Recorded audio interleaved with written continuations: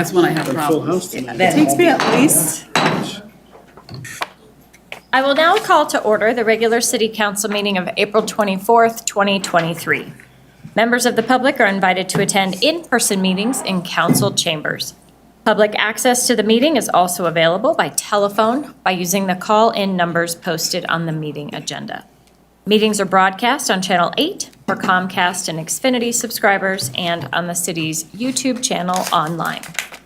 Joanna, will you call the roll, please? Mayor Leidy, Here. Mayor Pro Tem Luke Manjaro-Massa, Here. Councilmember Long, Here. Councilmember Jaramillo, Here. Councilmember Kondo, Here. Councilmember Burns, Here. Councilmember Goff, Here. Councilmember Brown, Here. Councilmember Walker. Here. Thank you. Please join me in the Pledge of Allegiance. I pledge allegiance to the flag of the United States of America and to the republic for which it stands, one nation, under God, indivisible, with liberty and justice for all.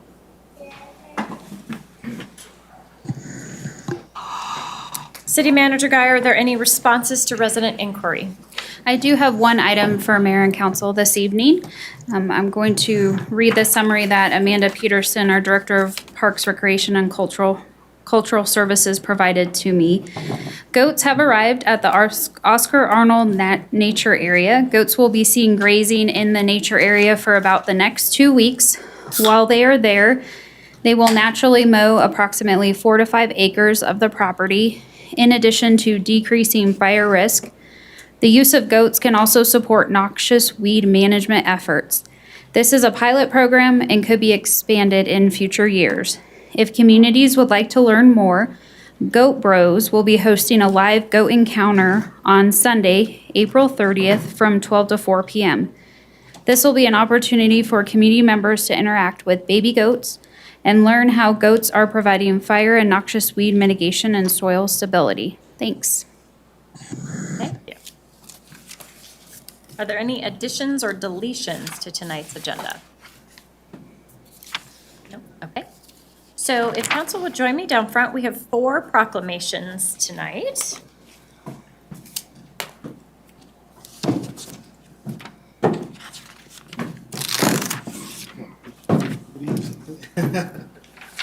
Just to go in order.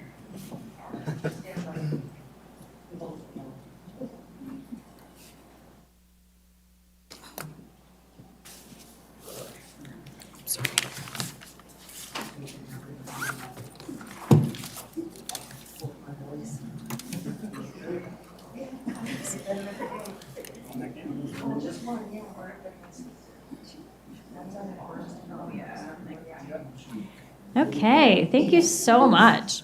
So the first one is Arbor Day, which is April 28th of 2023.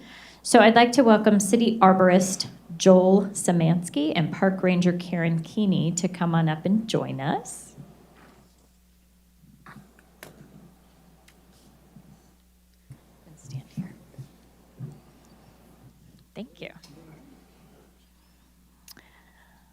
Whereas in 1872, J. Sterling Morton proposed to the Nebraska Board of Agriculture that a special day be set aside for the planting of trees, and this holiday, called Arbor Day, was first observed with the planting of more than 1 million trees in the state of Nebraska.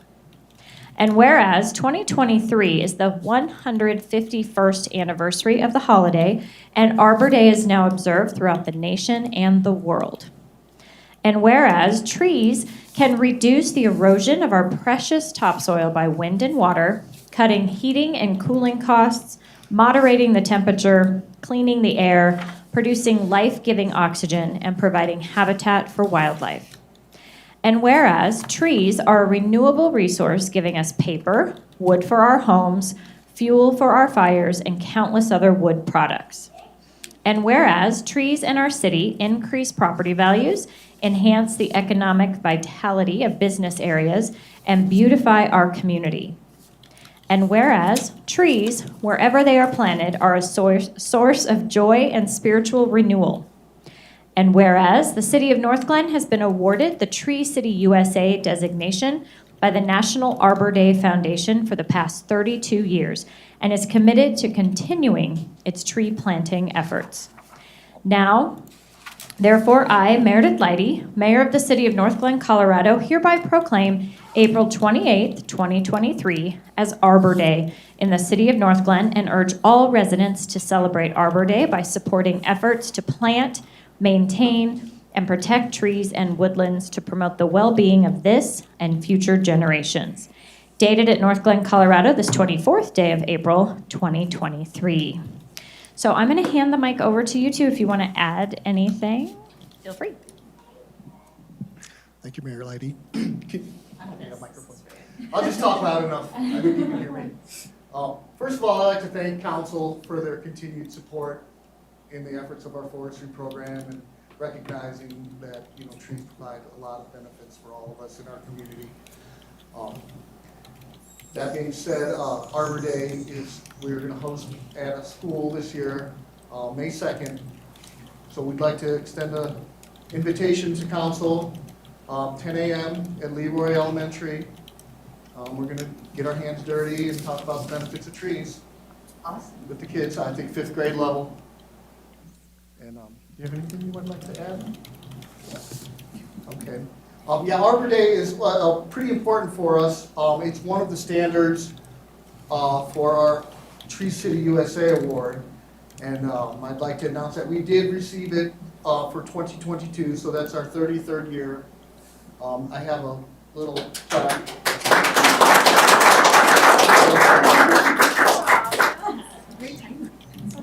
I can affix it, it's outside of the council chambers. I'll put that out there tonight. So thank you again for your support, and this is proof that we're doing something good. Absolutely.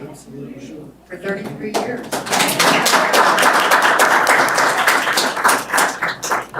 Okay, I've been given some directions on a staff. Oh. I'm gonna have you two go up a row, and you two go up a row, and the mayor and you two here kind of go in between the stages. Julia, there you go. All right. I see everybody's head. All right. Okay. This looks acceptable to me, I think. I see everybody's face. All right. Ready? 1, 2, 3. Again.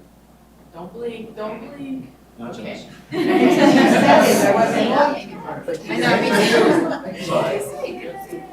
Oh, thank you. Good job. You need to come by the house. Okay. Thank you. Go ahead.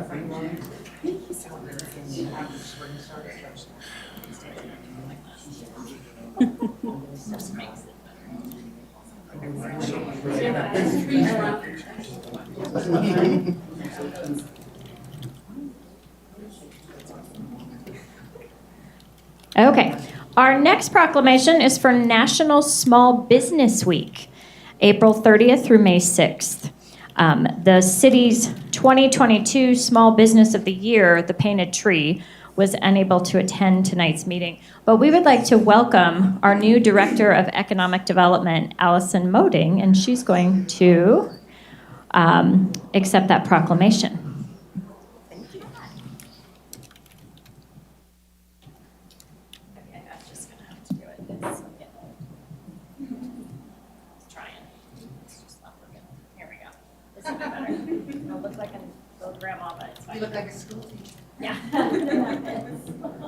Oh, but I can see. Whereas America's strongest economic growth in almost 40 years has been driven by the resilience of our small businesses that, despite a worldwide pandemic, continue to pioneer innovative solutions to our country's greatest challenges and create opportunities for families and workers. And whereas small businesses remain the heartbeat of our communities and the American economy, employing more than half of our nation's workers, inventing and innovating to launch new technologies and create new American-led industries, enriching our storefront shops, making parts and products in America to fuel our supply chains, and building our nation's infrastructure. And whereas when we support small businesses, jobs are created and local communities preserve their unique culture. And whereas by renewing our commitment to supporting small businesses, we can maintain our global competitiveness and build a stronger nation where everyone can succeed from the bottom up and middle out. And whereas the President of the United States has proclaimed National Small Business Week every year since 1963 to highlight the programs and services available to entrepreneurs through the U.S. Small Business Administration and other government agencies. And whereas the City of North Glen supports and joins in this national effort to recognize the contributions of small businesses to the American economy and their importance to ensuring that our local communities remain as vibrant tomorrow as they are today. Now, therefore, I, Meredith Leidy, Mayor of the City of North Glen, Colorado, do hereby proclaim the week of April 30th through May 6th, 2023, as National Small Business Week in the City of North Glen, and encourage the community to join together in thanking North Glen small businesses for their many contributions to the quality of life in our community and the economic well-being of our city. Dated at North Glen, Colorado, this 24th day of April, 2023. So I'd like to hand over the microphone and let you add anything, and also just say a welcome because we're so happy to have you. I am very happy to be here, and I want to say thank you to the mayor and council. This is an annual event that honors our small businesses across the country. As part of this recognition, the SBA will be hosting a 2-day virtual summit for small business owners. They're going to cover lots of really interesting topics, things like artificial intelligence and how that can help sell more products, cybersecurity, writing business plans, a lot of basics that are important to helping businesses succeed. So SBA.gov, just search for National Small Business Week, and there'll be lots and lots of details. But it is my honor to accept this proclamation on behalf of Painted Tree Boutiques. I'm sad they weren't able to be here tonight, but Jenny and her team were chosen last year as our Small Business of the Year out of 8 nominees. We'll be repeating that process again later this year, and excited to see which businesses we can honor this year. Painted Tree opened last year on April the 3rd, quickly became a favorite business here in the community, and I love it because it's both a shopping opportunity. Folks can support small businesses, but also for entrepreneurs to have a place where they can go and create and sell as well. So, as I'm new to the community, certainly I'm already convinced that we have a really remarkable business community, and I look forward to helping to honor those businesses later this year. So thank you so much. Thank you.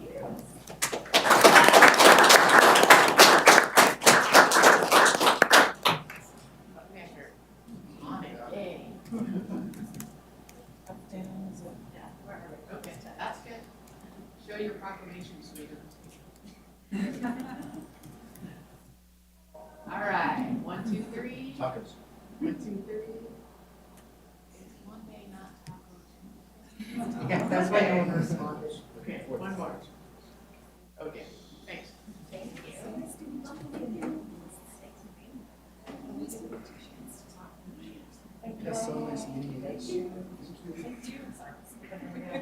So, I didn't realize how many hands I was going to have to shake, so.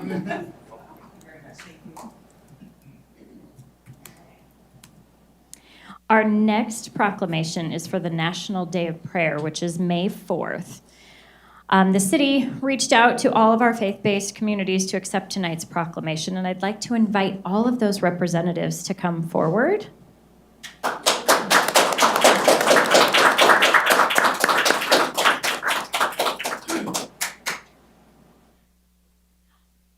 Milo's coming too. Before I read the proclamation, I would like you each to introduce yourself.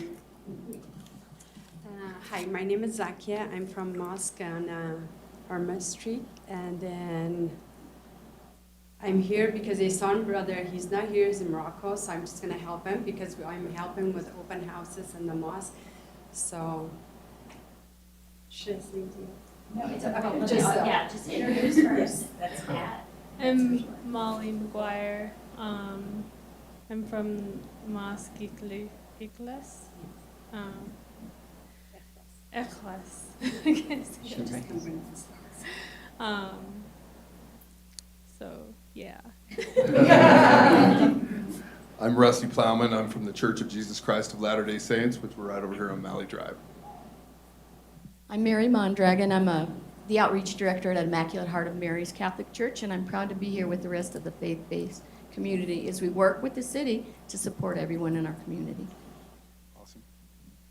You want to introduce yourself? I don't know, sir. Just do without if the treasury, just go. This is Milo.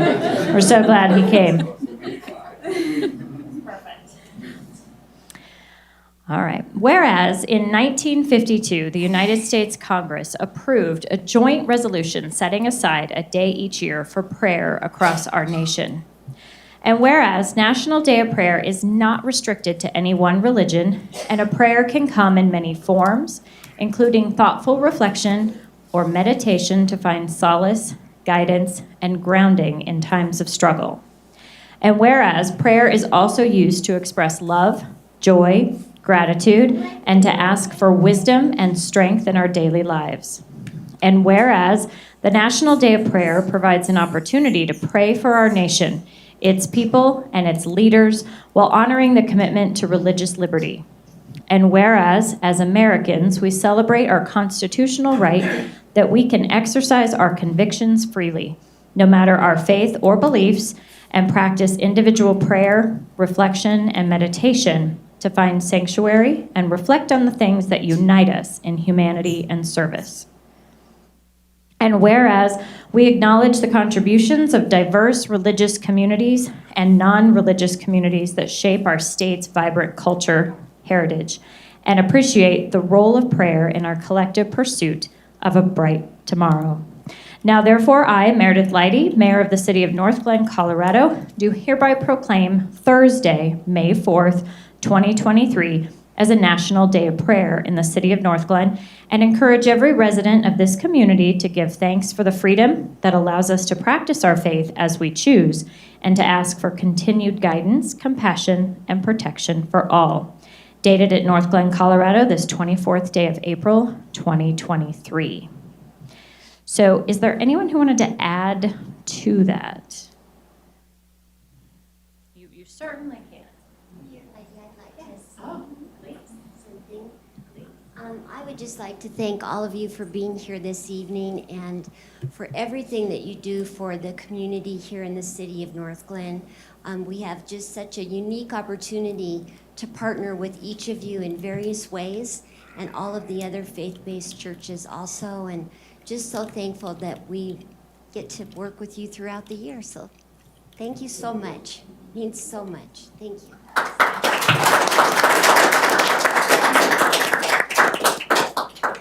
Okay, so Mary, I'm gonna have you shift over one. Ladies, actually, I'm gonna put you two, can I have you two come on this side? Perfect. So then the mayor, 'cause- Yeah, no, you're good. I'm good? You're good. We just need Look, a- you're Sure perfect. How are you? I'm good. Okay, can I see everybody's face? Everybody back a little bit in front, if you could go just straight, right there, stay there. All right. But just Yeah. cover my waist. You look marvelous. All right, camera number one, smile. Okay, and now camera number two. Ready? 1, 2, 3. Look over here. Good job. Couple more. Okay, you're free. Thank you. Thanks so much.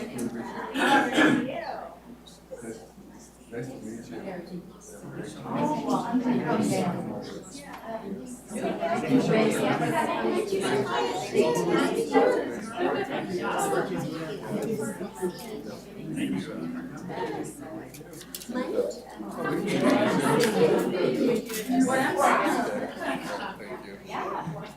I just want to say thank you.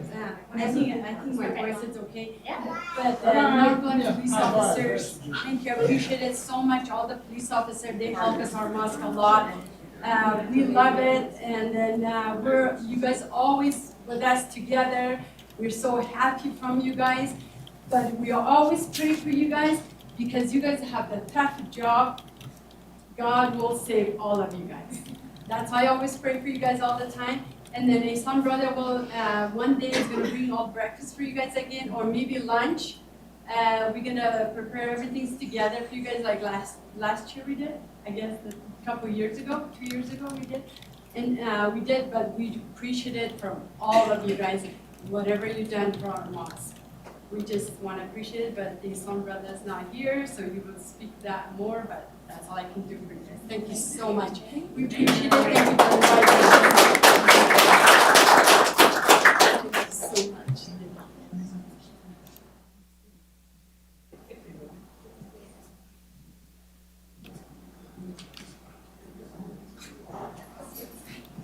Okay, Jewish American Heritage Month is in May. We don't have a guest tonight, but the proclamation will be sent to the American Jewish Committee Mountain Region. The American Jewish Committee is a global advocacy organization for Jewish people and provides resources and training for countering anti-Semitism and the importance of allyship. Okay, yeah, we can clap for that too. All right, whereas Jewish Americans have been an important part of the American story since our nation's earliest days, and whereas over the past 369 years, Jewish Americans have given to their communities and this nation as loyal and patriotic citizens serving in the military, in government, education, medicine, arts and entertainment, sports, and all other areas of life. And whereas generations of Jewish people have made invaluable contributions in support of equality and civil rights through their leadership and achievements while persevering through discrimination, harassment, and violence. And whereas at a time when anti-Semitism and hateful incidents are increasing across the country, it is especially crucial that we celebrate the contributions of Jewish Americans. And whereas the City of North Glen shares an obligation to condemn and combat anti-Semitism wherever it exists, to include Jewish Americans in all facets of civic life, and to stand with the Jewish American community against hatred and bigotry. And whereas in celebration of Jewish American Heritage Month, we acknowledge the faith, fortitude, and progress of the Jewish American community and honor and the diverse ancestry, heritage, and culture of Jewish Americans. Now, therefore, I, Meredith Leidy, Mayor of the City of North Glen, Colorado, do hereby proclaim May 2023 as Jewish American Heritage Month in the City of North Glen and call upon all residents to celebrate and learn more about the history and contributions made by Jewish Americans. Dated at North Glen, Colorado, this 24th day of April, 2023.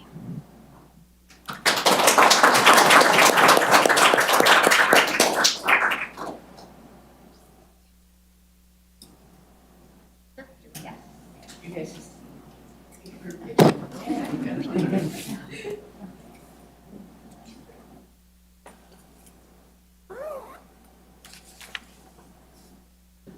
Okay, 1, 2, 3. Sushi.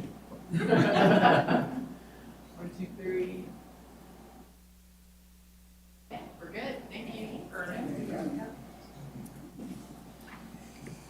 Thank you. Yes, I'm having a maternity moment. I can't remember my password. What's this? I can't remember how the numbers go at the end. Oh, my word. Okay, which is right, stupid. Thank you. Welcome. Stand center.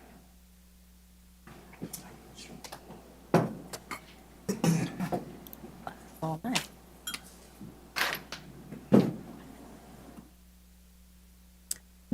All right, the next item is public invited to be heard. This is an opportunity for public comment on any item not set for public hearing. Statements are limited to 5 minutes per speaker. Statements must be related to city business and limited to matters of community interest. Joanna, is anyone signed up to speak to council tonight? Yes, there's one individual. Tom Lampo is first on the list. Okay. Welcome. Please state your name and address and provide your comments to council. All right. Tom Lampo, 3951 Jackson Way. Hello to everyone, and you are a very welcoming community. So I'm here to pray for this meeting in the city of North Glen. Heavenly Father, in Jesus' precious and holy name, we invite you here to be among us. You are our God and our hope.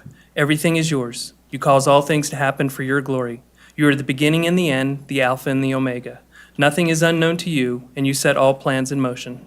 Unify us and bring us peace. Heal our minds and our bodies.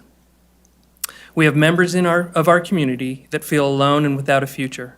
But in Jeremiah 29:11, you state, "For I know the plans I have for you, declares the Lord, plans for peace and not for evil, to give you a future and a hope." I ask that you cover those that are hurting among us. The world around us is challenging. You said there would be shaking in every area that touches our lives. But in James 1:1-6, you give us a roadmap to navigate these situations. It states, "Count it all joy, my brothers, when you meet trials of various kinds, for you know that the testing of your faith produces steadfastness. And let steadfastness have its full effect, that you may be perfect and complete, lacking in nothing. If any of you lack wisdom, let him ask God, who gives generously to all without reproach, and it will be given him. But let him ask in faith, with no doubting. For the one who doubts is like a wave of the sea that is driven and tossed by the wind." Lord, a prayer for hurting times, for people of desperation. We lift those members of our community up. To you, all life is valuable.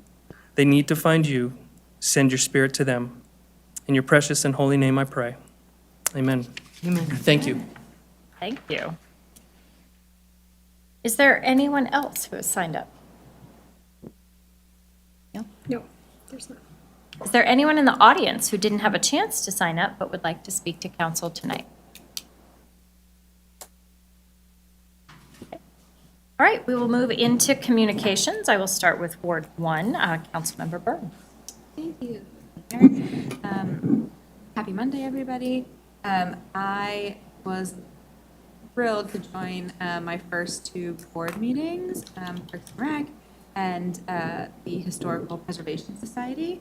I had to join virtually just because of mom duty, but it was great, and both boards were very welcoming. I learned a lot. Thank you so much, Amanda, for helping me into Parks and Rec world and answering all of my questions. It's really interesting of learning more about the desert estates and sort of like the historical places here in North Bend that I did not realize was actually considered historical. So it was very, very cool. And yeah, I look forward to those boards. Yeah. Nice, thank you. Councilmember Walker? Thank you. Just wanted to thank Mr. Tom for his lovely prayer tonight. I have no communication updates. Thank you. Councilmember Jaramillo? Thank you, Mayor. I just wanted to say just thank you to the mayor and Councilmember Goff for checking out our new art gallery, our new show. So Amores Zamora is going to be up through the middle of June. So check it out. It's located by the community rooms at the south end of the rec center through the Parsons Theater entrance. So it's a little ways like kind of confusing to find there, but you go to the front desk, they'll help you out. So I hope you come and check it out. Other than that, I have all my meetings next week and this week, so thank you. Thank you. Councilmember Brown? I met with the NURA board and had the privilege of meeting Allison for the very first time. I think that she's going to do a great job for us, and I have lots of questions for you now that we're not in the NURA meeting. We went through our financial reports. We're in good, steady shape, and that is actually all I can really share. The rest was done in executive session. So that's all I can share on the NURA board at this time. There were no grants asked for, so we did not pass any, and there was nothing else. My second message is from Superintendent of Adams County 12 schools. I just want to lift it up because I worked with him a lot last year to combat or come up with a plan or something to combat bullying in our schools, safe zones in our schools, and make sure that our principals and educators were trained on diffusing situations and things like that. Today, I received an email, not just to me, it was to all the parents of Adams County 12 students, that this is taken off. So I'm really excited that we're moving forward on it. They've done a cross the district safety summit, and there were 100 people that went to that summit. Their primary goals for this next year is how to help students on support plans as they transition from one school to another. So that's those middle school or elementary school children moving over. Staff training. We had several issues last year with a couple newly appointed principals. And so we really talked about de-escalation, what they need to know, things like that. So he's focusing on a program for those newly put into place principals or teachers or anything like that. That was really awesome. They're also going to clarify language across the schools. And what I envision that being is that we're going to have multiple languages in things that go out to the parents, things like that. And I think that's a great idea because we do have a large, mostly Spanish-speaking community. But I just wanted to give him a shout out. And as a mother, grandmother, everything else here in North Glen, I really do appreciate the conversations that we had last year and the seriousness. I know this is not all on me, Chris. But I'm so happy that he has taken the steps to move forward and to make our schools a safer place for all our students. And that's all I have tonight, Mayor. Thank you. That's lovely. I got the same email. I Did you? really appreciated it, yeah. Yeah. Councilmember Goff. Well, thank you, Mayor. So yes, on April 14th, I did attend the art show opening, Amor es Amor, that sponsored by the Chicano Humanities and Arts Council, if I got it right. And I encourage everyone to go see it. There's just a wide range of different types of art, and it was all really beautiful. And then on April 19th, we had our Ward 3 meeting. Councilmember Kondo and I, we had quite a few people attend the meeting. It was at Perry's Pizza, and because our staff was so wonderful to bring microphones and speakers, it worked out really well. So we gave a lot of information about our new city council building. Let's see, streets and safety, we covered that, and Chief May was there, so that was really a good thing to have, a good person to have. A lot of people were happy to see him. And I can't even remember all the other things that we talked about, but we had a lot of residents there who gave us a lot of good input, good questions, and a couple of things that I know I followed up on from that meeting, and I'm sure Councilmember Kondo did the same. And then on April 20th, I met with the Diversity, Inclusivity, and Social Equity officers so we could plan for our meeting next week. And then I had to jump in the car and zip over to the Adams County Fairgrounds for the Adams County Youth Awards. Very inspiring stories from so many of our youth in the county. And it made me think of it is because she mentioned Chris Godowski, and he was there to help give out the awards for all the Adams County students. So that was a good experience as well. And that's it. Thank you. Councilmember Kondo. Thank you, Madam Mayor. And actually, I'd like to add a little bit more to the Adams County Youth Awards. So it's quite interesting. We as a city had recipients, and they participated and competed against, I want to say, about 8 or 9 other cities and municipalities. There were about 140 finalists. And I just want to recognize a few of our city staff who were involved with reviewing all 140 and then selecting the final 22 recipients. So Philip Stiebler was there and helped with the setup and giving out awards. Amanda Peterson was there, and Jenny Murphy. And I'm going to beg forgiveness if I'm forgetting or omitting anybody else. Did I capture everybody? There's a lot of work that goes on in background, talking with the parents, the nominators, the teachers, and I think it's a labor of love. So I did want to recognize these people. I will give one highlight. It's interesting. One of the awardees, I had a flashback. I'm going to date myself now to the 80s and 90s. You remember the Eddie Murphy movie, Coming to America? One of the recipients is the son of a chief in Kenya. Right. And exceptional young man. So definitely I would encourage you to participate in this next year. You never know who you're going to run into. You might run into a chief. The second thing, speaking of chiefs, both Mayor Pro Tem and I participated in Chief May's Coconut, Friday Coconut at the Senior Center. And that was my first experience learning that. I think I got a couple 20-pointers. But certainly, what was most important about that was getting asked questions. So you're sitting there, you're doing your thing, you're going around the circle, and I got asked questions about, well, you know, how much did it cost to build the Justice Center? How much does it cost to build the new City Hall? And of course, I didn't know all the answers, but I will say that Amanda Peterson saved my bacon on a couple occasions, so thank you for doing that, Amanda.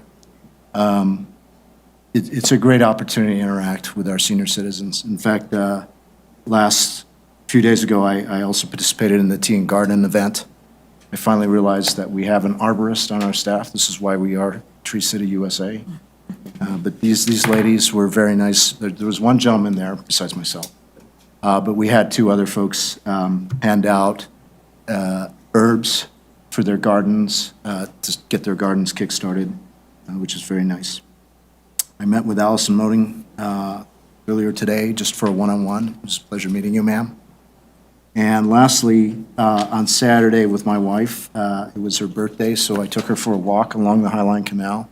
I want to give a shout out to the maintenance people, because I think largely all the tree removal and cleanup of fire-prone areas is largely complete. And then when I got to the Northwest Open Space, I was just totally surprised to see a bunch of goats there. And of course, you heard a little bit about that from Amanda. And I will attest that they're doing a really good job. And Regis University, I believe, is the ones that are providing the goats. And there's a sheep herder there, or a goat tender. I don't know what you call a goat tender, sheep herder, or whatever. That's supervising and moving these goats around. It's really a sight to see. So that's all that I have to share, besides really what I thought was a productive Ward 3 meeting. And Madam Mayor, I'm turning it back to you. Great, thank you. Councilmember Long. Thank you. North Metro Fire Rescue District has finished their 2023 Community Risk Assessment, Standards of Covered. However, it's not formally approved, and when it is, I will make sure that our city manager has a copy, because there's a lot of interchangeable information here that I think is going to be very valuable. And while I'm on the subject of the North Metro Fire Rescue District, just to remember, we have an election coming up on May 2nd. I would encourage everyone to please go to Fire Station 62 right off Huron and vote for one of North Glen's own, Councilman Kondo. Jenny Murphy and I, unfortunately, are term limited, and our last meetings will be taking place in the end of May. I say that with fond memories of 12 years of working with some really fantastic first responders. Secondly, I just want to make a little anecdotal observation with Arbor Day. Many years ago, just so happened that Pat Schroeder and I shared offices next to one another in two different houses, and I do want to honor her with her passing recently. The two of us planted a tree together, and it's been decades, and the thing is still standing. It's a very nice oak tree. It's off of 17th Avenue over by the Midtown Hospital Group. And the last remark is, my wife and I and several other people own our own small business in North Glen. And thanks to North Glen, we have been thriving, and we really appreciate the recognition for small businesses. We employ, as small businesses nationwide, more employees than any other section of our economy. And I just wanted to thank you for the shout out to our small businesses. And reminding everyone that's listening in, April 26th, Wednesday, we will have the Ward 4 meeting at the Justice Center. Thank you kindly. Thank you. Councilmember Brown, I see your hand. Would you like to? Thank you. I just want to circle back to what Tim was talking about. Councilmember Kondo is the only North Glen representative that we have up for election at the board. And it's important that each community has a representative sitting on that board. So we're going from 2 to hopefully 1, but I definitely would like to echo Councilmember Long's message to please get out and vote. This is not one that requires you to be a registered voter. This is one where you can just go to the firehouse or over in Broomfield to the main office and vote. Very important for the citizens of Northglenn to elect Councilmember Kondo into that role. And I assume that all of us sitting up here at the dais are going to make it over? Good. Thank you very much. All right, Mayor Pro Tem. Thank you, Madam Mayor. So I will start off with something really fun, is that I actually got to see the goats today because I went on a run over by the open space, and surprise, I see all these goats, and I didn't know they were there already. And had a chance to chat with some of our staff there who were bringing the goats water. And I just have to say, wow, it looked professionally groomed. The area that they had already eaten through was amazing. I couldn't believe it. It was perfectly manicured, and they're really cute. So anyway, got my exercise and fun in for the day, and my love of goats. On April 14th, as Councilmember Kondo already said, I got to play crokinole, and I got whooped a little bit by the seniors. I have to say they're really good. If you ever have the chance to attend those crokinole games, please do so. The seniors love it, and they really appreciate interacting with us, as Councilmember Kondo said, and asking lots of questions, and also whipping you at crokinole if you're not good. On April 24th, that's today. All right, I'm already on today. That's great. Feels like forever. I attended the the Northglenn Senior Organization meeting today, and they have lots of things going on, so I won't repeat all of them. But one of the interesting things that they voted on today is they will be supporting 20 lock boxes to go towards our PD's efforts in getting those out. And I thought that was really great because that's something that's really necessary to keep our kids and our residents safe and help people keep their firearms stored properly. Let's see. Coming up, as Councilmember Long already stated, we have our Ward 4 meeting on Wednesday, and something that Councilmember Burns mentioned, we will be discussing Desa Estates and the historic efforts that are going towards that. So it's going to be a really great meeting, very informative. And last thing, today we had our legislative committee meeting. I have two updates. There's really no huge movement in the land use bill, 23-213. We're still in an oppose measure. There's been several amendments brought forth. However, the amendments really aren't, not really making a difference in terms of moving the needle and removing that local or reinstating local control as it should be. So we would encourage people to still reach out.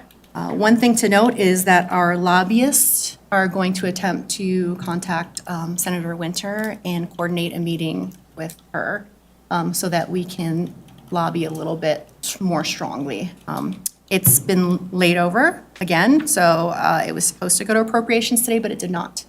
So we still really don't have any updates. A couple more days, hopefully, we'll have more, but I think it's important for us to get that meeting with Senator Winter, and we will let everyone know if that happens and when that happens. The other bill that we discussed is Senate Bill 23-254, search warrant procedures. And we had Chief and Deputy Chief in the Legislative Committee meeting today discussing some of the concerns they have in terms of the language that's in the bill, where it includes all warrants, not just no-knock warrants. So there could be some issues, of course, with serving those types of warrants, even though some of the hours have been expanded. There's quite a bit of issues and problems that can come in terms of like destruction of evidence and so forth. So at this point, we are taking an amend position with CML. We haven't quite heard what the CML amendments are, so we are waiting for that. That's the status of that. I believe that's all I have for the Legislative Committee. We're almost at an end. There's only a couple more weeks. And then we have lots of meetings coming up next year. Thank you, Madam Mayor. Okay, I'm going to start by, number one, another congratulations to Councilmember Jaramillo. The art at the rec center, definitely go see it. It's beautiful. It's very moving. You're very talented, so congrats. And I want to thank staff for, it's beautiful. It really is lovely. And I want to thank staff again. I took the CPR class with our staff, and it was, first of all, it was super fun. It was a lot more rigorous than I expected. It's very time intensive, but shout out to Kara Hockaday. She's the children's program coordinator, and she was the trainer for that particular class. I'm now certified for 2 full years. I feel very empowered. But it was great. The whole thing was great, and it was just lovely to spend time with staff in that way. Once a month, RTD meets with the Adams County mayors, and so I had that meeting. It's just really just catching us all up. I was able to thank Vince for being with us a couple weeks ago. I was also at the Adams County Mayor and Commissioner Youth Awards. The only piece I wanted to add was an additional shout out to Chris Godowski, since he has been mentioned tonight, because his attention to knowing every student by name, strength, and need, he does, and it's amazing. I mean, he knew those students, and it was very heartwarming. So I was very thankful that he was there. The Metro Mayor's Caucus met, and as you can imagine, Senate Bill 213 was the hot topic, and lots of discussion, lots of communication with the caucus, and amendments that have been coming through. I'm going to put an additional encouraging shout out to either residents or council members. I think we all need to reach out to Senator Winter and remind her the importance of local control. A word on the street is that she supports this bill, and that takes away local control. And if anything else, if that's the only thing that you can hold on to, I encourage you to reach out to Senator Winter yourself. I think it's very, very important that she hears from her constituents. My fear is that's not who she's listening to right now. So I think we all need to do a little bit extra. This week, I am also going to be attending the City Summit of the Americas that is being hosted by the City of Denver. Lots of opportunities. I can't go to all of it because it's just a busy week in my life, but I'm going to try to be attending as many of the sessions as possible. It's pretty impressive, the group that the City of Denver has pulled together for this summit. Next week is our Adams County Council of Governments dinner, so I encourage everyone to join us for that on May 3rd. And coincidentally, May 3rd is also the day that street sweeping begins. I've had some questions about street sweeping in North Glen and the state of our curbs and gutters, and so street sweeping is coming next week. So that is all I have. City Clerk Small, how are you? I am doing well, thank you, Mayor. I have nothing to report tonight. Okay. City Manager Guyer? Just a couple of things, Mayor and Council. Thank you for covering street sweeping. That was on my list. We will be repaving the upper lot to City Hall as requested on May 8th. So there'll be some closures around that. I also want to do a shout out and acknowledgement to Tamara Dixon, our HR Director and Chief Diversity Officer. She is a recipient of the IPMA HR Western Region Muriel M. Morse Award. So she'll be receiving that this weekend at a conference in Salt Lake City. And so we'll share more of those details in the upcoming biweekly City Manager Report. And that's all I have. All right, thank you. City Attorney Hoffman? Good evening, and I don't have anything to report this evening. Are you sure? I'll have plenty later. All right, that's fair. Councilmember Brown, I see your hand. I should have added it earlier. I apologize. I'd like to talk about or look at fairly quickly the possibility of putting additional senior parking by the rec center and maybe a few more spots up by the theater. One of the complaints that I get, and I know you guys probably get them too, is that they have to walk, from the old parking lot, or they drop their passengers off, and then the driver goes and parks and has to walk up from the old rec center. Apparently, Saturdays and Sundays are probably the worst day for them to be able to get into the rec center and park in handicap parking or senior parking. So if it's okay with everybody, could we put it on for a future study session? Well, they already have it. Unless, I'm sorry, excuse me, but I go to the rec center daily, and in that section where they had the 15-minute drop-off, they've changed several of those senior. so I they've did added see that. I did see that, but the seniors are requesting more, the ones that reached out to me directly. So I just want to throw that out there, you know? With all the changes and everything, we have to make it easier for our seniors to be able to get into the rec center. That's all I'm saying. So is council's direction to bring forward a study session item on senior, providing additional senior parking? I do already have a piece underway, which is working with staff to look at parking overall on the site. So I'd be inclined to wrap it into that piece, and then bring that back potentially sometime in May, if not first part of June 5th meeting. That makes sense. Thank you very much. Does that work? Yeah. Okay. Thank you. Okay, moving into consent agenda, is there a motion to approve? Move for approval? Second. Please open the vote. The vote is open. Please vote.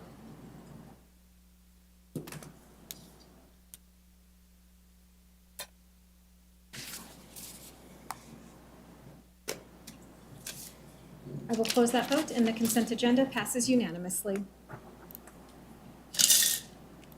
Okay, we're gonna move into public hearings, CB 2000. Joanna, will you read the title, please? A bill for an ordinance amending Chapter 11 of the North Glen Municipal Code, amending various sections of the Unified Development Ordinance. I will now open the public hearing on CB 2000. Is there anyone who would like to speak either for or against? Is there anyone on the phone who would like to speak about CB 2000? You can unmute by pressing *6. Kevin one. Hearing none, I will close the public hearing. Next public hearing, CB 2005. Joanna, will you read the title, please? A bill for a special ordinance amending the 2023 budget, recognizing revenues and appropriating expenditures by supplemental appropriation for the payment of the costs and expenses of the municipal government, agencies, and offices of the City of North Glen, Colorado for the fiscal year beginning January 1, 2023. I will now open the public hearing on CB 2005. Is there anyone who would like to speak either for or against? Is there anyone on the phone who would like to speak about CB 2005?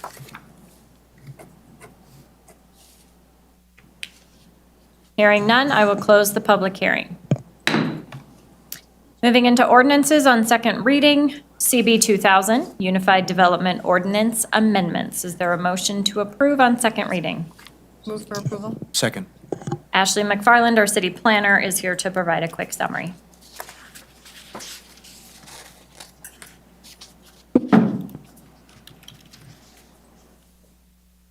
Just advance it one, right-click it. There you go. Madam Mayor, Council, thank you for providing space this evening to go over the Unified Development Ordinance proposed modifications. The purpose of this evening is to consider Council Bill 2000 for amendments to the Unified Development Ordinance. Quickly going through the background, because I know we discussed this a couple weeks ago, but the UDO was originally adopted in February of 2019, and you all have approved 2 rounds of modifications, one in 2019 and then one in 2021. Topics being presented tonight are recommendations from the Planning Commission, and then this public hearing was noticed in accordance to the UDO. Staff has provided in your packets this evening a changes version of Amendment 3 changes. They're highlighted, underlined, and striked through based on the amendments that we'll be talking about this evening. So moving into discussion, I'm just going to quickly go through all 5 of the items. So the first item is regarding temporary use special events permitting. We were exempting residential private events and residential block party events from approval of the temporary use permit process. And then we also added a definition under Article 6 for residential block parties. The second item is approved parking surfaces and areas. We were recommending approval of rock and gravel driveways for single-family zone districts. With that, we also wanted to add maintenance and delineation requirements. This is kind of like differentiating between landscaping or what is actually a driveway to be parked on. For the third item, landscaping materials, we were proposing minimum front yard landscaping requirements for single-family zone districts. We're basing these changes on a sliding scale based off of front yard square footage. We'll discuss this more in the next slide. I got a table for you all. This regulation is only for single-family districts, allowing for 100% rock and mulch with an addition of the landscaping requirements that you'll see in the next slide. We also are proposing language for ground covering maintenance and artificial turf regulations as well. So the famous slide, on the left, you'll see the sliding scale of the square footage, and then on the right, you'll see a sliding scale of increased trees and shrubs and grasses. So this would be if a resident wanted to fully mulch and rock their front yard, they would at minimum be required to have the count that is provided on the right. Stucco permitted as other masonry material. We are allowing masonry and synthetic stucco being EFIS, as exterior finish materials for single-family dwellings, also multifamily dwellings, mixed use, and non-residential buildings. Another item off of this, which can get a little confusing, is the 30% minimum for non-residential. So this 30% is unrelated to single-family. We're wanting to separate this out because we want those multifamily, mixed use, and non-residential buildings and constructions to have other materials such as brick, stone, something a little bit more heavier with some finesse in there. The final is temporary banner requirements. We wanted to add a little bit of flexibility for our larger box stores, so to speak. So for the wall banners, we did increase the minimum we increased the minimum wall banner signs and put them on a sliding scale based on the structure's square footage. And then the second one, freestanding banners, we increased from 36 square feet to 40 square feet. We also added up to 2 when combined total square footage not to exceed maximum per sign face.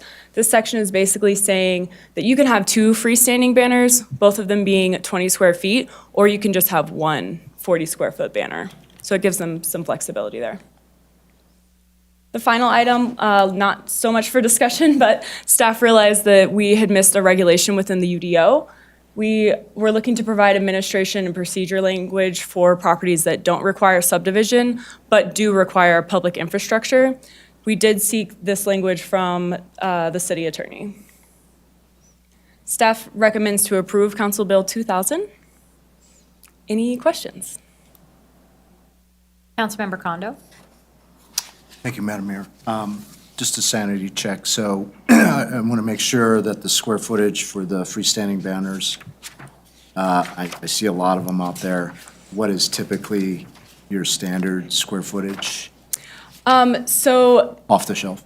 for sure. So I also want to mention, so there's wall banners and then freestanding banners, and we also have like flag banners as well. So we have it at 36 square feet, but we're moving it up to 40 square feet. Okay. So that's just for anything that's not attached to the building. Right. So those things that kind of look like a long fishtail sort of thing, the square footage is, it's going to have sufficient margin, if you will, just for what's commercially available today. Hopefully, we're not excluding anybody from buying. No. Understand. Thank you. Councilmember Burns. Thank you, Madam Mayor. For the yard session with the square footage, where did y'all get these numbers? Like, why one tree? Why so many bushes? Why? For sure. So staff looked at all of the Front Range communities, and we looked at Boulder specifically had this type of so we had a percentage base, and a lot of the Front Range communities had that percentage base, but Boulder also had this count based. And so we looked at their count base, but then we also looked at our square footage of our typical yards. So we just presented a tree and shrub count to Planning Commission, and they kind of went back and forth on how many the tree and shrub count would be and what they would consider would be enough as a minimum. So it's not based on any kind of like environmental data, like like bringing in bees, butterflies, birds, just arbitrary. Interesting. Councilmember Brown? Brooke, you might be, I'm sorry, I don't mean to insult you, but do you know what the average size, and if you know the answer too, the average size of our front lawn, our front yards are?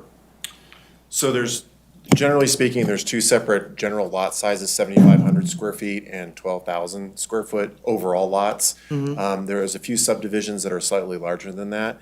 So within that, jumping back, here, we're right there. Yeah, please, because I have more. Get there we go. So one of the things here is that, so your 12,000 and up are likely gonna be bigger than 2,000 square feet. Your 7,500 are most likely gonna fall in the 1 to 2,000, and the 1,000 less is because of what we did at Carl's Farm with the 2,500 square foot lots. And also, just to comment on Councilmember Burns, part of the logic behind the ratio versus coverage is for code enforcement. Code officers, when we look at rock and mulch, it's like when we try to determine compliance, it's very subjective and arbitrary. So by creating a ratio standard as opposed to an ambiguous percentage standard, it makes it much easier for us to administer. And part of the genesis of this particular amendment that we're considering tonight is a result of code enforcement challenges with enforcing the landscape regulations for minimum landscape. We've had situations where people basically went in and put bark over their entire front yard or rocks over their entire front yard, and we're trying to better manage that. But then the question was as well, if I can't do that and I have to do so much of vegetation, what does that vegetation look like? We had issues where people would put in a shrub that is this big, that grows out to a 4-foot canopy. So the question for our officers were, well, how do I know if that shrub, when it's fully grown in 2 years, meets the requirement for the landscaping? So by going ratio in terms of percentage, that was part of the other logic behind that approach. That makes sense. I have like people in my community who do have like straight up rock front yards. Yep. I guess like my question like really stems from like, if it's private property, why are we like demanding things of our residents, especially like trees are expensive, these things are expensive too. I mean, I just spent $400 to seed my lawn this weekend. And so, as I said, the majority of this is a result of people who fail to maintain their lawns, and then when they have to bring them up to compliance, they say, oh my gosh, it's cost prohibitive for me to resod the lawn, I'd rather do xeriscape. Well, then what people typically do is they go to the lowest common denominator and go, I'm gonna put the cheapest possible thing on the property. Yeah. And so this isn't necessarily trying to get into people's business about how their yards look as much as it is trying to have a realistic approach to managing non-compliant properties to bring them into a standard that is somewhat reasonable to the surrounding area so that you don't have all white rock or all pink rock in front of someone's yard. Okay. Can I keep going? Sure, Councilmember Brown? Sorry.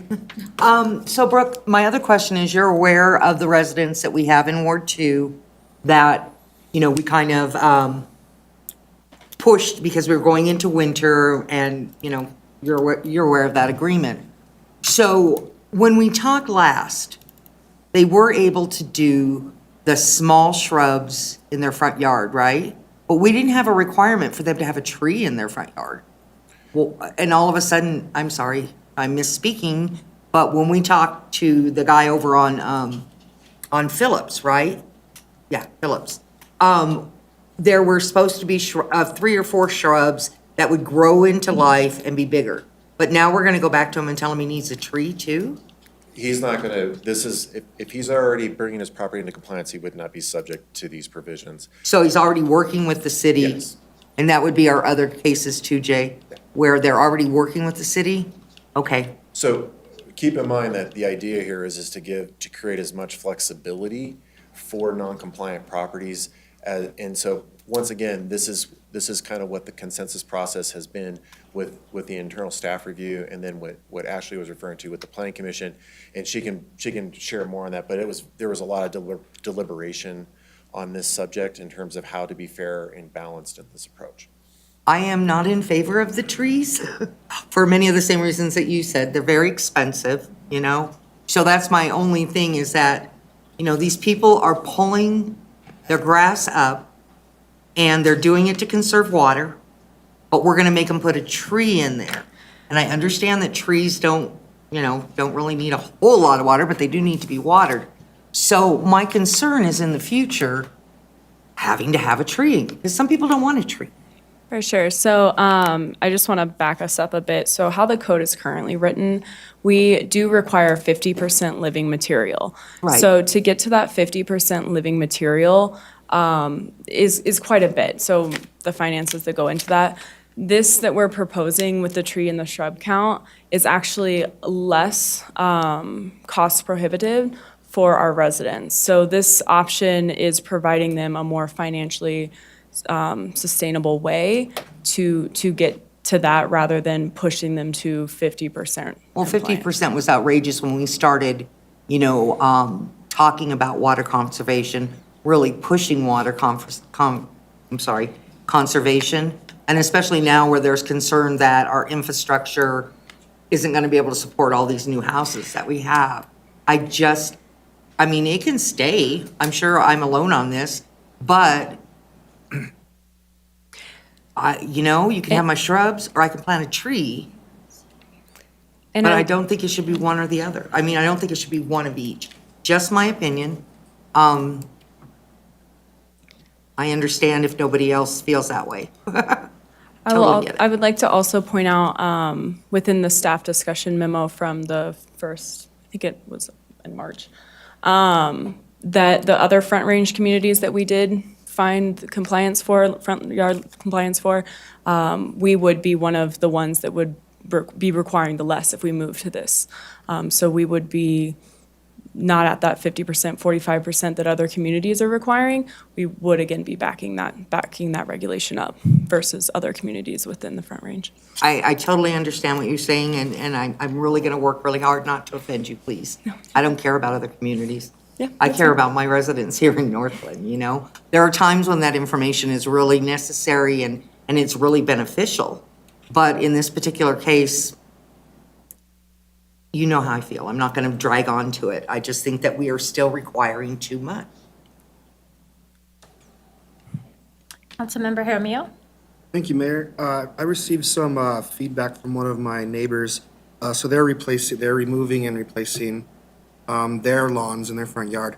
And the concern they had was with Resource Central. They said that, that they're all sold out of all of the gardens in a box, but also they were, as affordable as they are for the removal and the labor that was being, would have been contracted by this organization, it was like $3,000. It was, a large amount. And I just want to know if is there any other, or I'm sure there's plenty other organizations that we utilize.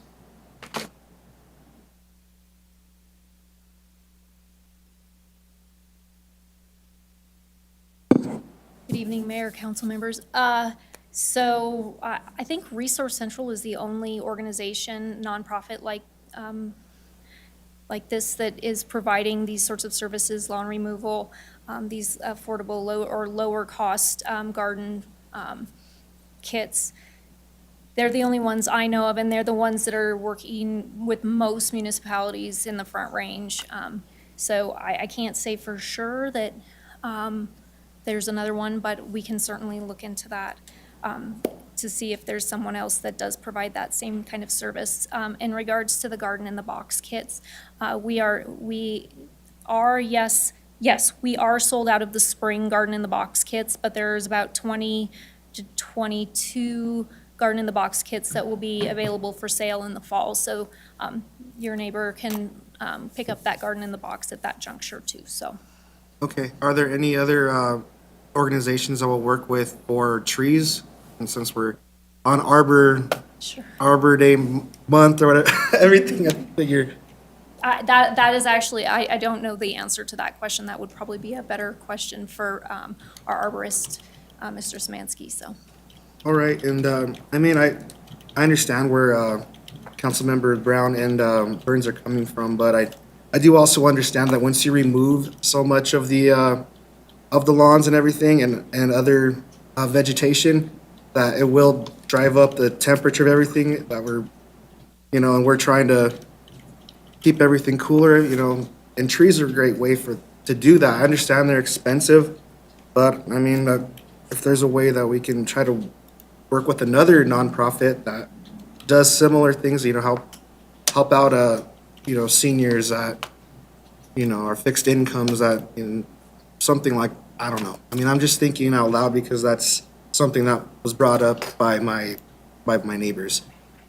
Just that it was, the removal and all the labor was very expensive, but, and also there's nothing available once they removed all their lawns, so, that's just a concern that I have, but, yeah, I figure since we're Tree City, I mean, I've seen photos from back in like the day, like when Northland was being founded, and there were no trees. So, I mean, we've come a long way. So I think we should stick on that track. I mean, it's asking quite a bit from homeowners, but I think it's also great for our humanity. This is really like there's a ton of deforestation. If we can even just make a difference in our backyards and our front yards, I think that's a good thing to do. Thanks. Councilmember Burns. Thank you, Madam Mayor. Yeah, just to piggyback off of Councilmember Calhoun, I love trees. I wish there was like a reason for those numbers. Like if it was like that, like, oh, we're gonna attract X amount of more local bees and butterflies or birds, like, and that's where this came from. Like, I think like that would make a lot more sense to me as opposed to just like, you need 3 shrubs and a tree. Like as like a resident, like I look at these and I'm just kind of like, well, why? Especially like if, because I would like to xeriscape and stuff like that in my yard, but it's just cost efficiencies at the moment. It's not. I think to your point, the challenge that we have is and I would say that for our residents in this community, is the approach was to be from a fiscal management standpoint, more so than say from a environmental standpoint. And primarily, the rationale behind this is that we do deal with a lot of hardship cases. And so simplicity is really where we were trying to go, because as I said at the onset of my earlier comments, is that this is by and large focused on bringing non-compliant properties into compliance. And what we were having was a gaming of our current regulations to where someone would put down white rock and then put the half of it would be white rock and the other half would be mulch. And that meets the standard. And so what we were seeing is this sort of, you can't regulate ugly. That's part of our challenge. But we really were trying to take a more mindful approach to saying, how can we make sure that what we're putting together is feasible for those who are already financially struggling? And to Councilmember Ramiro, we also have crew helps code enforcement out with those in need. And we do try to find other nonprofit resources that are out there like AmeriCorps and others that can participate in Brothers Redevelopment. So it's really on a case-by-case basis, and it's also the level and degree of that complexity. I totally understand what you're saying. I think for us, the message and the direction that we were given was let's go find something that works, that's simple, that's user-friendly for the community, that isn't overly burdensome, that was intentional in that direction. Mayor Pro Tem? Thank you, Madam Mayor. I have a question around the square footage in the front yard. So what about homes that have, okay, there's the front yard, but then like a large side yard? Are you just including like literal front yard or side yard footage in conjunction with the front yard? I consider front yard everything in front of the front 2 corners of the house to the front of the property So line. not the side? Not the side. That was my question, because there's a lot of homes that have, if you count that square footage, but they're slopey. So I couldn't imagine trying to put a second tree in some of these homes. And so that leads to my second question, if the topography, I don't know if that's the right word, of their lawn doesn't quite allow for a second tree, is that something that they'll be able to work for and not be in violation? I just know there's a lot of slopey homes and high hills. So you're saying there's already a tree? Yes, Then but. they're in compliance. Okay. What with about that the ones for provision. 2 trees, though? Well, The then 2,000. then potentially, we would work with them. I mean, this is really about trying to help people do something that's not ugly. Yeah. And, the challenge is that we could go a whole different direction about perennials and the types of, vegetation that they plant, and is it arid resistant and things of those natures. We really try to stay with that. We actually have a resource guide for the type of plant species that are native indigenous that we have as a one-pager that we hand out to folks. But I want to stress is that really what we're trying to do here is to avoid the ugly in the most practical way possible. And so, if someone has a large canopy tree that's covering 2/3 of the yard already, we're going to look at that and say, that's probably more than satisfying what 2 trees would otherwise accomplish. This is not meant to be you shall. We're here to help the community, and we're here to use this as a tool to help the community. Because the alternative is that they just go and put sod back down. I think this really does get to more water-wise options and approaches that otherwise we don't really have available to us now. That's fantastic. I really appreciate that. That was just to clarify. 'Cause Sure, if you include appreciate it. side yard, then it's 2,000 square feet Right. versus front yard. But that makes a lot of sense, and I think that's good for residents to hear that. We all want to make Northland more beautiful, right? Thank you, Brooke. Councilmember Burns? Sorry for continuing to speak. I just from a comms perspective, using the word ugly is just what's ugly to you is different than what's ugly to me. And I just I'm really mentally struggling with that. So- Because I agree, we want property values, all that stuff to go up, but maybe people come from the desert, right? They moved up here from Arizona and they want just rocks in their yard. It makes them think of home. I don't know, but I feel that objective versus subjective ruling is really tough. Welcome to the world of code enforcement and Yes. planning and zoning. I will tell you that this was actually something that was brought up, I believe, in earlier council meetings, where we had people who were basically putting mulch over their entire front yard and saying, what can we do to fix this? And so this is our attempt at trying to address that. So when I say you can't regulate ugly, it's because how do you? One person's thing, I can tell you that in years past, we used to have people who would put toilets in their front yard thinking that they were planters and landscaping materials, and people who would use spare tires in their front yard that basically had dirt in it, saying that it was a planter box. And so, there's all these challenges that we run into with it. But the idea here is not to have just stark one material in front of a front yard as the only solution, whether it just be pure rock or pure mulch or whatnot.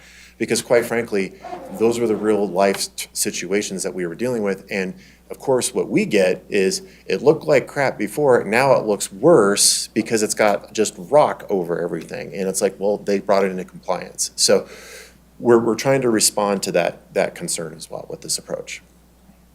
I think I can wrap my head around these are the rules and I can move forward with that. But thank you. Yeah, my logic brain is just having a really hard time with that. I have to say that landscaping provisions is one, it's the most difficult code case that we have because it is never a cheap solution. And so, with the challenges of even getting contractors to show up, we have changed our management approach for compliance because it used to be you had 30 days to bring it into compliance, and then we would give you an extension. And then we'd have people going, well, I've contacted 14 different contractors. I've had 2 show up and only 1 gave me a bid, and they're telling me they can't come until the fall. So, all of these are parts of the equation that we're trying to help manage for. And I will say that this is probably always in our top 10 complaint-based things, and it's also in our top 10 for proactive enforcement as well. Thank you so much for answering all of my questions. Sure. I am the daughter of a landscaper. I grew up with a greenhouse. So this is obviously something that is very passionate to me and my father who watches these live. Thank you so much. I Absolutely. really appreciate it. Yeah. Mayor Pro Tem? Thank you, Madam Mayor. I'm so sorry. I have one more quick question, hopefully. So let's say somebody that already has only rocks in their front yard, because I've seen quite a few of them that you're referring to. Are those, no. All right, No. all right, thank you. Read your mind. Joanna, please open the vote. Vote is open. Please vote.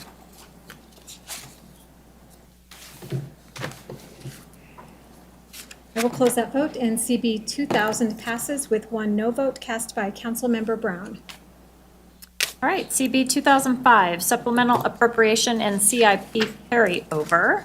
Is there a motion to approve on second reading? Move for approval. Second. Jason Loveland, interim deputy city manager, is here to provide a summary. Good evening, Mayor, members of council. The supplemental appropriation CIP carryover is really a reconciliation of, there's not a presentation, I'm just gonna get that off the screen.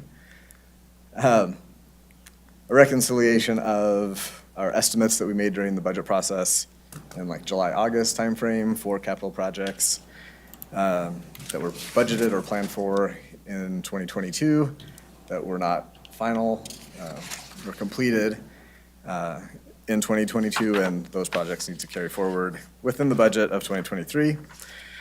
The supplemental appropriation that we're recommending for this CB 2005 totals $20,866,888 of expenditures and $58,694 of recognizing revenue for a child care grant that was received.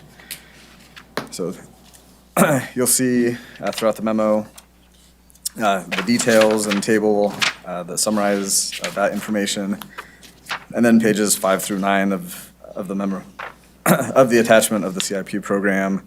You can see the details of which projects are being carried over. Two major projects, one 120th Avenue, that was a $17 million project. We're going to carry over $8 million from 2022 to 2023. And then the City Hall project, about a $30 million project, is carrying over another $8 million. So of the $20 million carrying over, it's just those projects that are still in progress as we start the year of 2023. So staff recommends approval so that we can carry on with spending of those projects. So I can answer any questions you may have.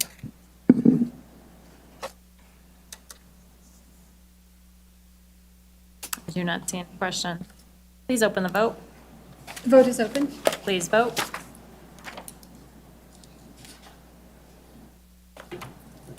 I will close that vote, and CB 2005 passes unanimously.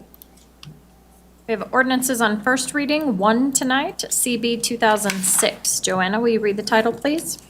A bill for an ordinance amending certain sections of Chapter 16, Article 15 of the North Glen Municipal Code regarding industrial pretreatment regulations for public sewers. Move for approval. Second. Tammy Moon, our environmental manager, is here to provide a summary. Hi, Tammy. Good evening again, Mayor, council members. Council Bill 2006 covers a kind of a variety of our wastewater treatment plant discharge permit. Some of these changes that we're making to the municipal code have to do with bringing our program into alignment with the federal regulation. And then we are also making some changes that make our municipal code fit with our standards and specifications that we use for construction within the city. The staff memo does list each of the changes. A lot of them are very minor changes in numbering, but some of them are substantial changes to be aware of. We are giving the city authority to deny new or changes to a discharge from an industrial user if we believe that that discharge will harm our wastewater collection system or will cause harm to our wastewater treatment facility. And then we are also giving ourselves, the federal regulation asks us to give ourselves jurisdiction over indirect discharges to the wastewater treatment facility. So these are really intended on protecting our wastewater plant and making sure that we can provide sustainable wastewater treatment for our residents and for our businesses. The other big change that we are adding to the municipal code is the addition of hydromechanical grease interceptors to be allowed. Previously, they were not allowed under our municipal code. For a long time, hydromechanical grease interceptors were little tiny boxes that went underneath sinks. Today's hydromechanical grease interceptors are much more robust, and they work much better than previous. We do allow in our standards and specifications that were approved in 2021, hydromechanical grease interceptors for certain types of businesses, specifically things like coffee shops and sandwich shops. So that's kind of the big overview. We also are changing or requesting a change to the fees for permitted users within the city. They are changing for non-significant industrial users from $250 to $500 for a permit, and for significant or categorical users, which are the really crucial businesses that we want to keep an eye on, we're changing those fees from $500 to $1,000. So, any questions? Councilmember Kondo? Thank you, Madam Mayor. First of all, you mentioned coffee grounds, and just for maybe the benefit of people that might listen in, but I understand from the plant tour that both you and I did, Councilmember Yaramillo, that coffee grounds are actually very, very, how should I say this? It contributes to the wear and tear of our wastewater treatment. That's Can you correct. just talk a little bit to that, just for the rest of everybody else's understanding? Sure. So the reason we are concerned about coffee shops specifically is they have two contributions to our waste stream that are challenging for our wastewater treatment facility. First, our coffee grounds. Coffee grounds, believe it or not, are high in oils. They become very sticky. They get stuck in our pumps and our screens, and they're very difficult for our wastewater plant staff to manage. The other is milk. Milk fats are very difficult for our process to break down. Also, when milk fats kind of cool in our pipes, they do stick, and they can create conditions where the milk fats line the inside of your sewer pipe and can cause backups within the sewer system, which nobody wants their sewer to back up in their coffee shop. So these grease interceptors are intended to help protect us and the business as well from those sorts of incidents. So follow up, the grease interceptor then is this device that is closer to the user, so it prevents all this stuff kind of caking and creating problems throughout the entire sewage system. That's correct. That's correct. And then lastly, Madam Mayor, I just want to recognize Tammy and her contribution to Ward 3. In fact, you know, I feel like I don't know enough, so I have to surround myself with a lot of smarter people. And certainly, Tammy and several other people from city staff were there to, as subject matter experts, to answer the questions. So thank you for doing that.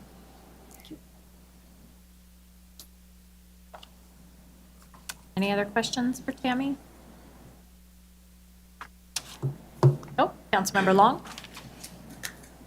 Hi, Tammy. Well, Councilmember Long? Sorry. I'm a little slow. I guess I'm hard of hearing tonight. No, put too. it on me. I'm slow with the buttons. So I'm seeing also that we're really doing this to comply with the Federal Clean Water Act, Yes, sir. and we're having to align with federal regulations. Yes, sir. And this brings us up to speed with it. That is correct. Okay. So that's really part of the impetus besides just doing the smart thing and Yes. the wise thing? Yes. And then I couldn't help but notice, I'm not going to challenge you because I think I failed this course a long time ago. Bernoulli's principle, Yes. it's the little bubble on the top. Mm-hmm. People are looking at me like, what? Yeah, What are you explain talking it. about? What are you talking about? You want to share your chemistry class with them, or?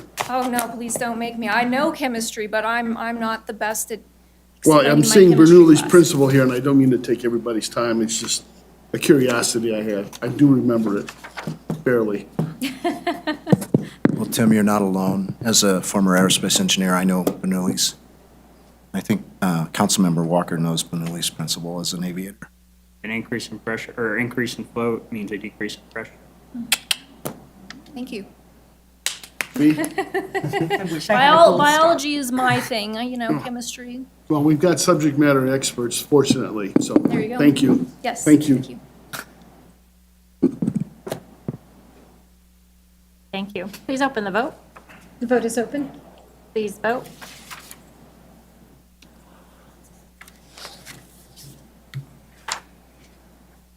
I will close that vote, and CB 2006 on first reading passes unanimously. Our resolution tonight, CR 71. Joanna, will you read the title, please? Resolution approving a professional services agreement between the City of North Glen and PSI Construction Management Incorporated for the picnic shelter project at Alvin B. Thomas Park and Rotary Park. Move for approval. Second. Amanda Peterson, our Director of Parks, Recreation, and Culture, is here to provide a summary. Hello. Good evening, Mayor and Council. The contract before you for consideration is with PSI Construction Management in the amount of $148,250 for 2 new pavilions. This project was bid competitively, and PSI was deemed to be the lowest responsible bidder. If approved, this contractor will install a new pavilion at Rotary Park, as well as a replacement pavilion at Al Thomas Park. And this project is funded in part by Adams County Open Space, who provided a grant for the project, as well as our North Glen Thornton Rotary Club, who's provided a donation specifically, and really was the one group who brought the project forward to be able to put a pavilion at Rotary Park, where we currently have no shade structure seating for groups together. So with that, I'd be happy to answer any questions that you may have. Councilmember Brown? Hello, Amanda. How are you Hello. tonight? I'm good. How are you? I'm okay. Living large. Hey, I just have a question because I do agree that we spend what you pay is what you get, right? So I'm looking at that one bid for $58,000, 132, where normally Clarence Becky would be looking at it to purchase, but I'm wondering why their bid was so much lower and what, if you could share any details. I actually have Jesse Mestrovic, our project manager here, and I'm going to let him answer that because he did all of the reference checks on each of those bidders. Welcome, Jesse. Hi. So I was kind of curious about that as well, right? So I invited the contractors to my office and interviewed them and found out that they missed a couple elements in the bid that we didn't see that right off the get-go. So they disqualified themselves. So we don't want to lose our shirt in this contract. So no, I totally agree with you. Yeah, so they backed out, and therefore we got the middle bid on this. When we do things like this, do we make sure that contractors who are based out of North Glen are notified and given an opportunity to bid? How do we do that? How do we notify them? So with the city, our bid process, we put on BidNet, Rocky Mountain BidNet, and we put it on the internet, and people that are typical contractors in this area, they subscribe and they get that bid. But also, if we know contractors specifically, we send it directly to them. Okay, that's perfect. That's perfect. I just, we need to keep business in North Glen. Exactly. Thank you very much for your time and your perfect explanation. Thank you. Any other questions for Amanda? All right, please Thank open you. the vote. The vote is open. Please vote.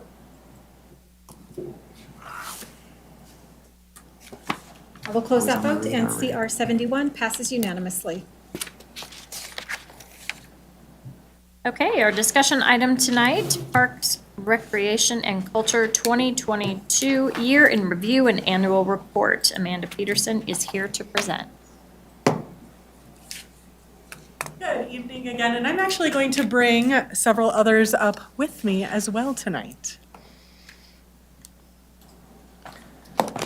All right, so our goal tonight is to provide you with an overview of our first full year of operation in the new Recreation Center, Senior Center, and Theater, and to present our annual report for the entire department. I have placed a copy of the printed annual report on the dais for each of you, so you're welcome to peruse that as you have an opportunity to do so. And as I mentioned, we're going to invite each of the managers to present their section because they know it best. And I really want you to have the opportunity to hear from them what is happening in each of their representative areas. So with that, I will turn it over to Justin Perdue, our Recreation Manager for Active Recreation, to talk about active recreation. I'll hand you that first slide or two. Thank you, Amanda. Thank you, Mayor Pro Tem, Council. It's a pleasure to be here today to really dive into the first full year of operation for our Recreation Center, Senior Center, and Theater. It's been a wonderful first full year in utilizing the facility. We're pretty fortunate to have such a space that is now allowing us to better serve our community. We're connecting with a large number of community members through our programs, services, events, and daily operations. Throughout 2022, we really did place an emphasis on a variety of things. I think it went forward. There we go. And I'd like to share a few of those key elements today with you.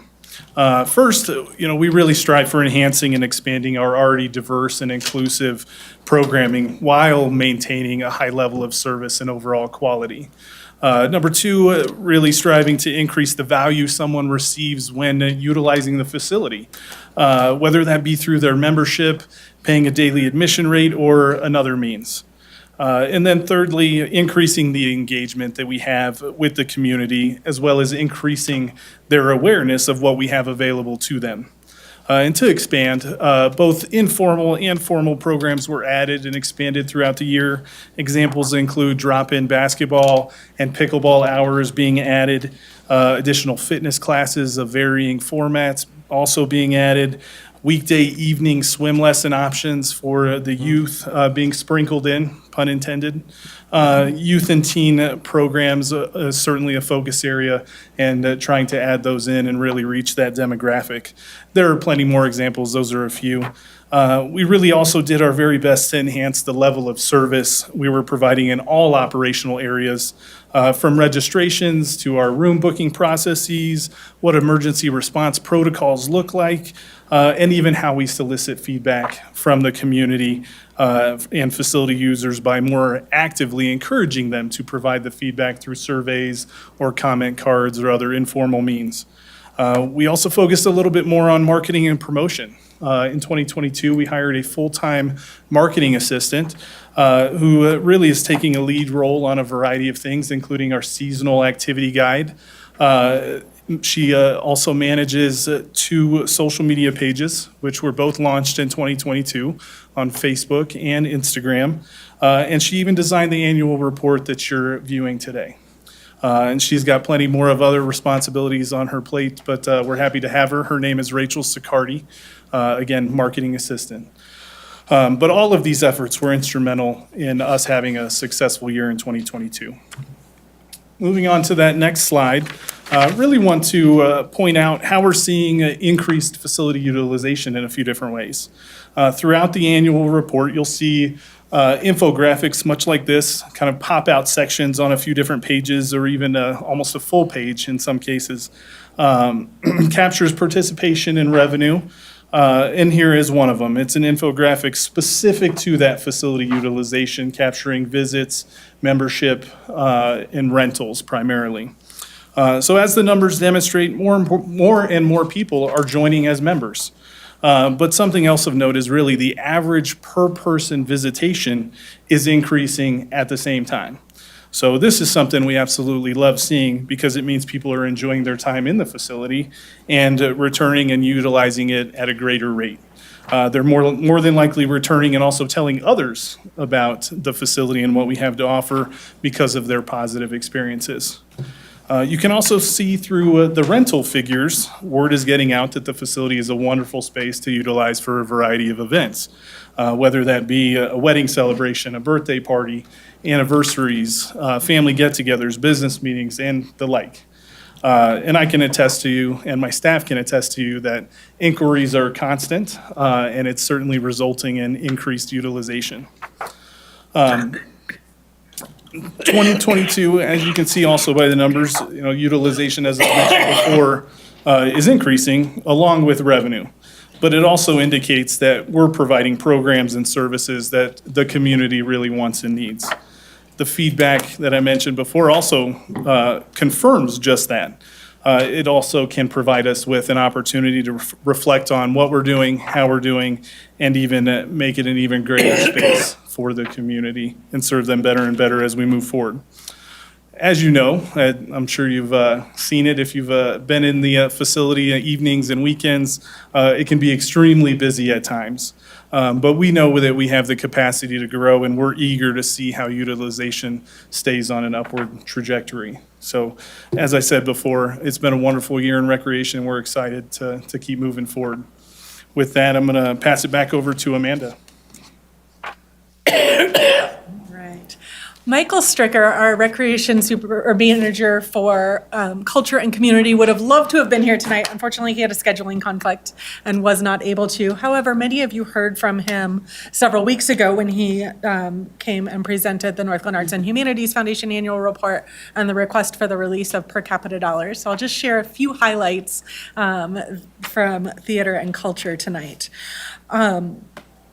One of the things we saw as a trend throughout the entire year really was growth, and that was true for both active recreation and for theater and culture. Our presenting, which is when we partner with another organization to come in, they produce a show on our stage. We went from 10 dates in 2021 to 30 dates in 2022. So tripled that number. Our Northglenn Youth Theater went from 3 full-scale productions to 6 full-scale productions, so they doubled that. And our classes increased from 350 participants to 915 participants. So huge increase in what we're able to offer as we've transitioned into this beautiful new space. On top of that, 2023, as we do that look ahead, when we look at the comparison from the first quarter of 2022, where we'd already seen increases, to the first quarter of 2023, we're already at a 50% increase over those 2022 numbers. So that trajectory is continuing onward as we head into this new year.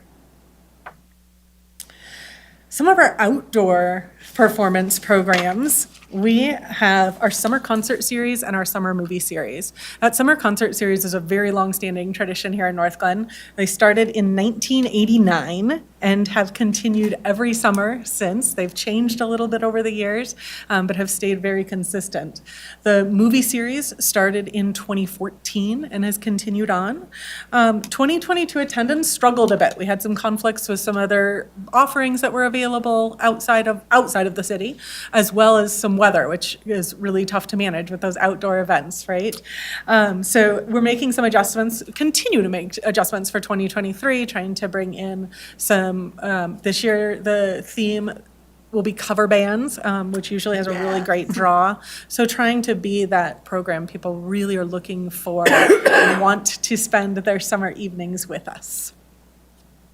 So we are really looking ahead for a great 2023 season of movies and concerts. Our senior center, which Michael is also responsible for, had a little slower growth than some of those other program areas as we started to come out of COVID. COVID had a huge impact on our senior population, and so we've seen that re-engagement happen on a little slower pace over the last couple of years. But we are still seeing growth. One of our strongest assets in our senior center are collaborations. And that's collaborations with other city departments, with other divisions within Parks and Recreation, from our police department to the Adams County Quilters Club to active recreation, Northglenn Arts, really just bringing programs in that our seniors feel connected to the staff, to the community, and that they find it to be a safe and comfortable place to be. 2 of the programs that Michael asked me to highlight for you, one, just as examples of this growth, one is Veterans Day, where we had 140 participants or attendees this year. It's the largest one yet. And that had a lot of partnerships, from a Girl Scout troop to the local American Legion, all coming together to honor our veterans and to unveil the new Veterans Memorial out on our plaza. The other is our new Sip and Paint program that you all may have seen out and about in the community in the private sector. But our staff have been able to tap into talents from within the arts and culture staff, within the senior center. We've had guest services staff be our guest teachers, bringing those supplies and painting instruction, as well as a mocktail to our senior participant. Kate comes up with a new one every single month to provide that environment at a much lower cost than what they might be able to get elsewhere. The other, and then I'm going to throw in one more.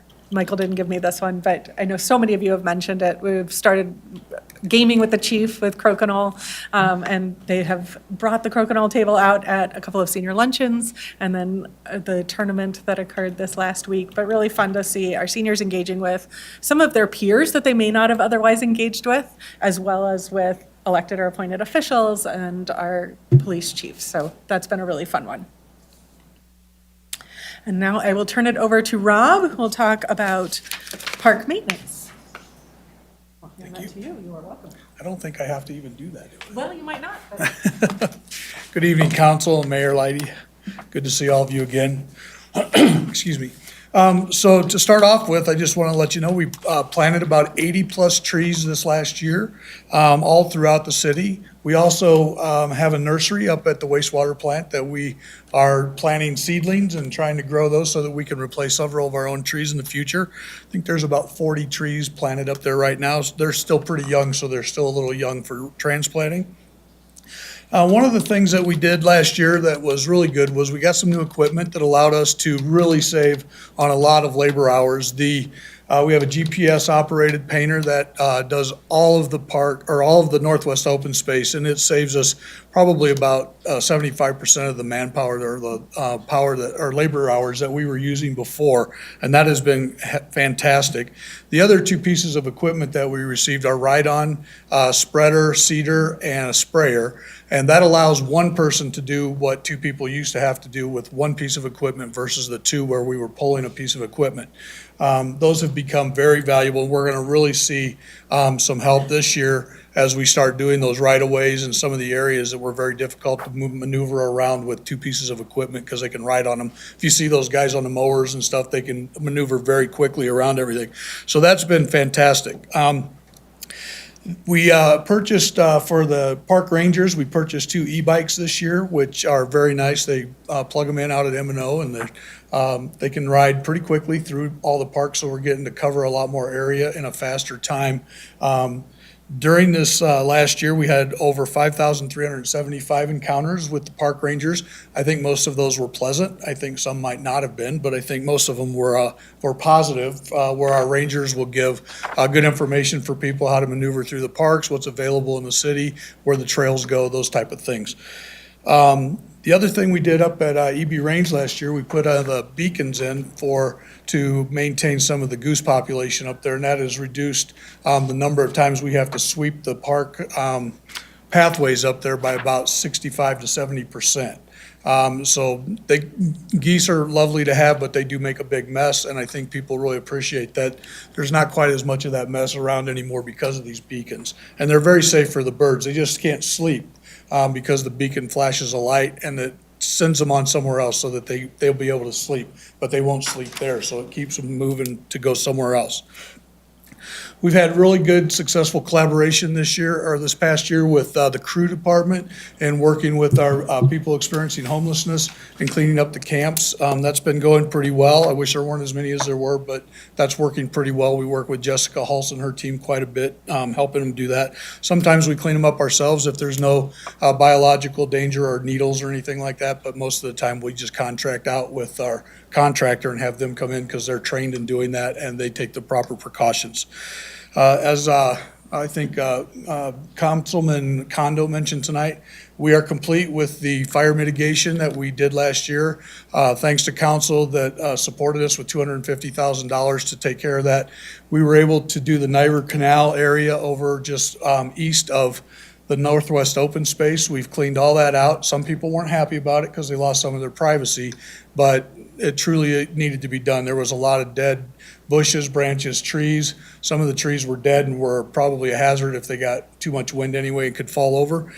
We also completed the area out on Claude Court. I don't know if you've driven out there, but some of those trees actually could scratch your car while you're driving through. If you drive through now, it looks really nice. It'll look really good once the new foliage starts to come up because there's still a lot of sawdust and stuff from cutting all those trees down.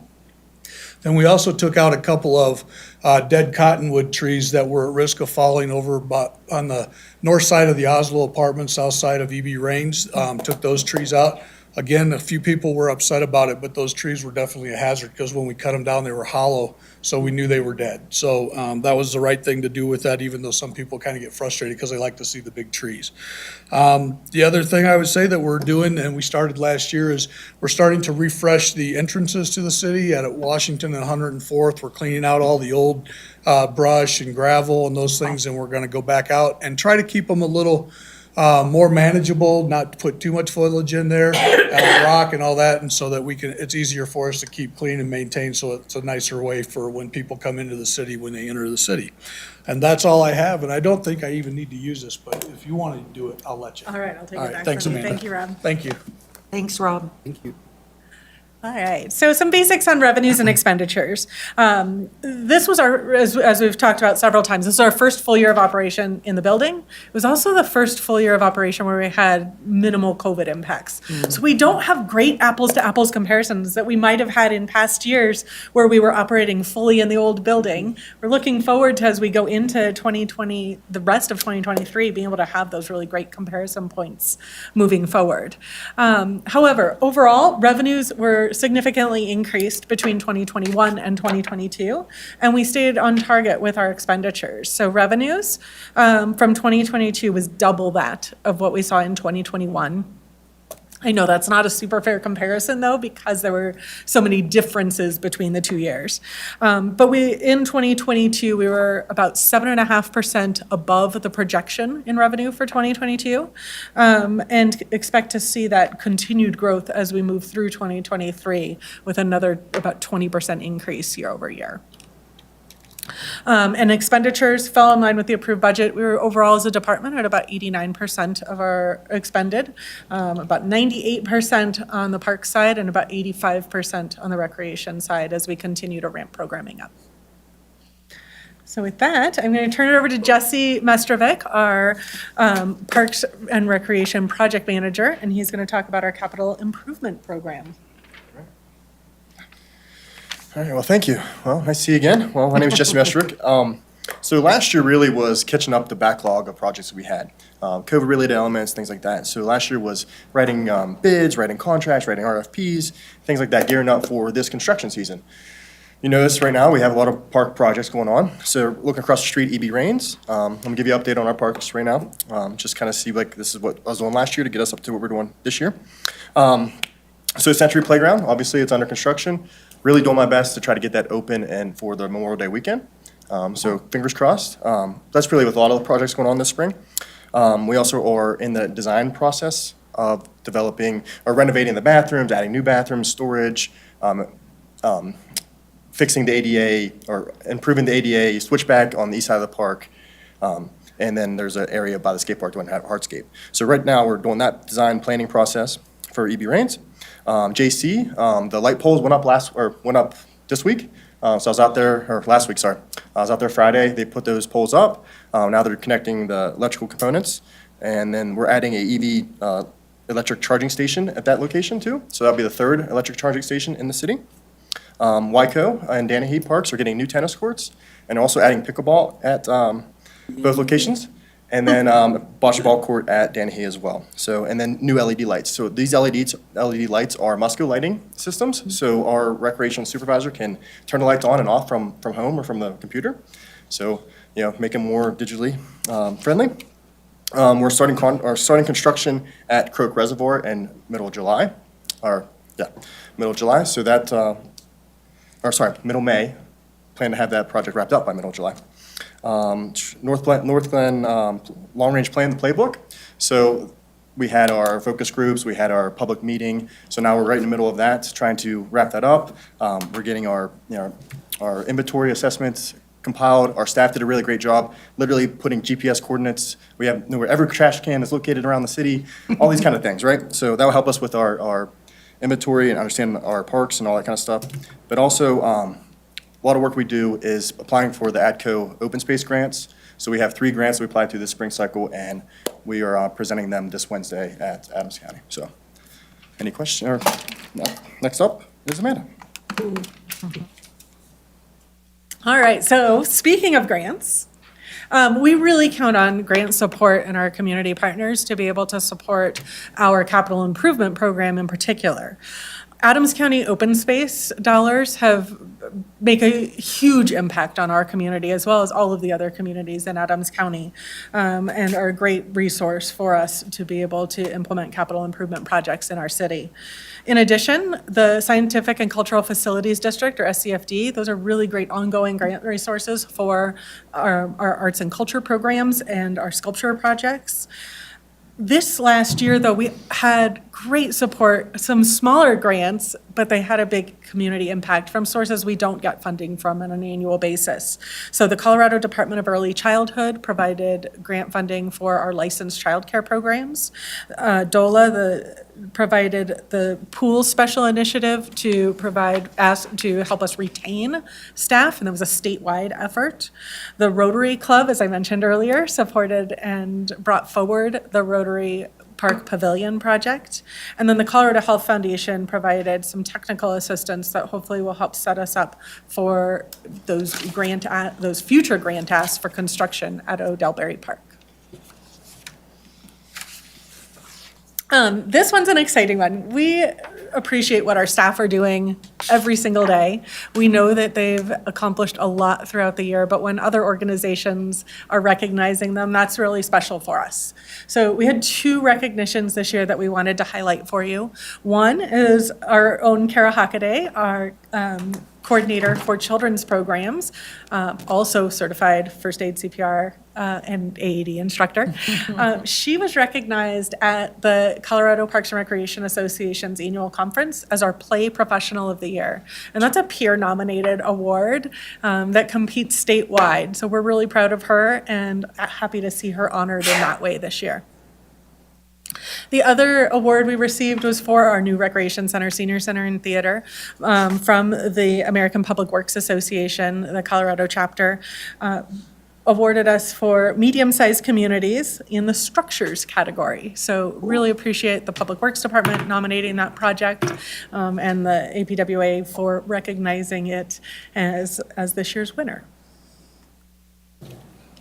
So finally, we've talked a lot about what happened in the last year, and we're already a quarter of the way through 2023, which is amazing. So a quick look ahead, some of these you've heard about already. We have our long-range plan playbook in process. Appreciate all of you who have participated in focus groups or one-on-one conversations with our consultant team, or you've completed one of the surveys.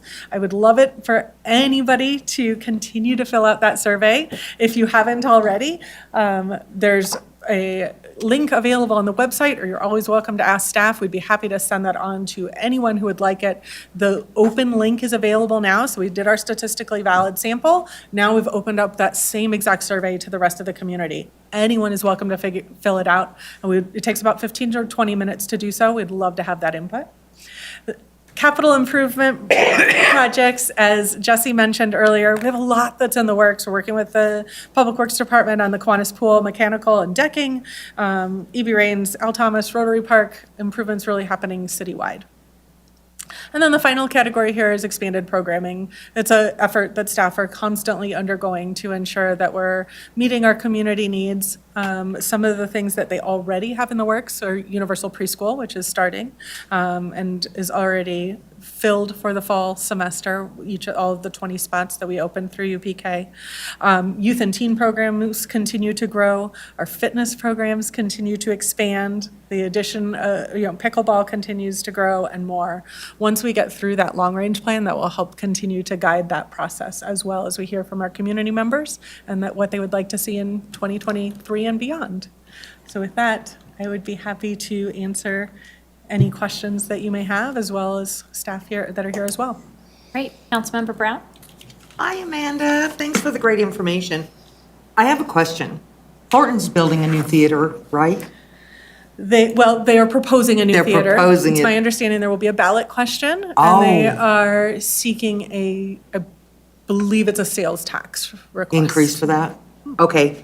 And Broomfield, are they building another one? I don't believe Broomfield has another one in the works, but Broomfield does have the Broomfield Auditorium in place. It's not as beautiful as ours, so.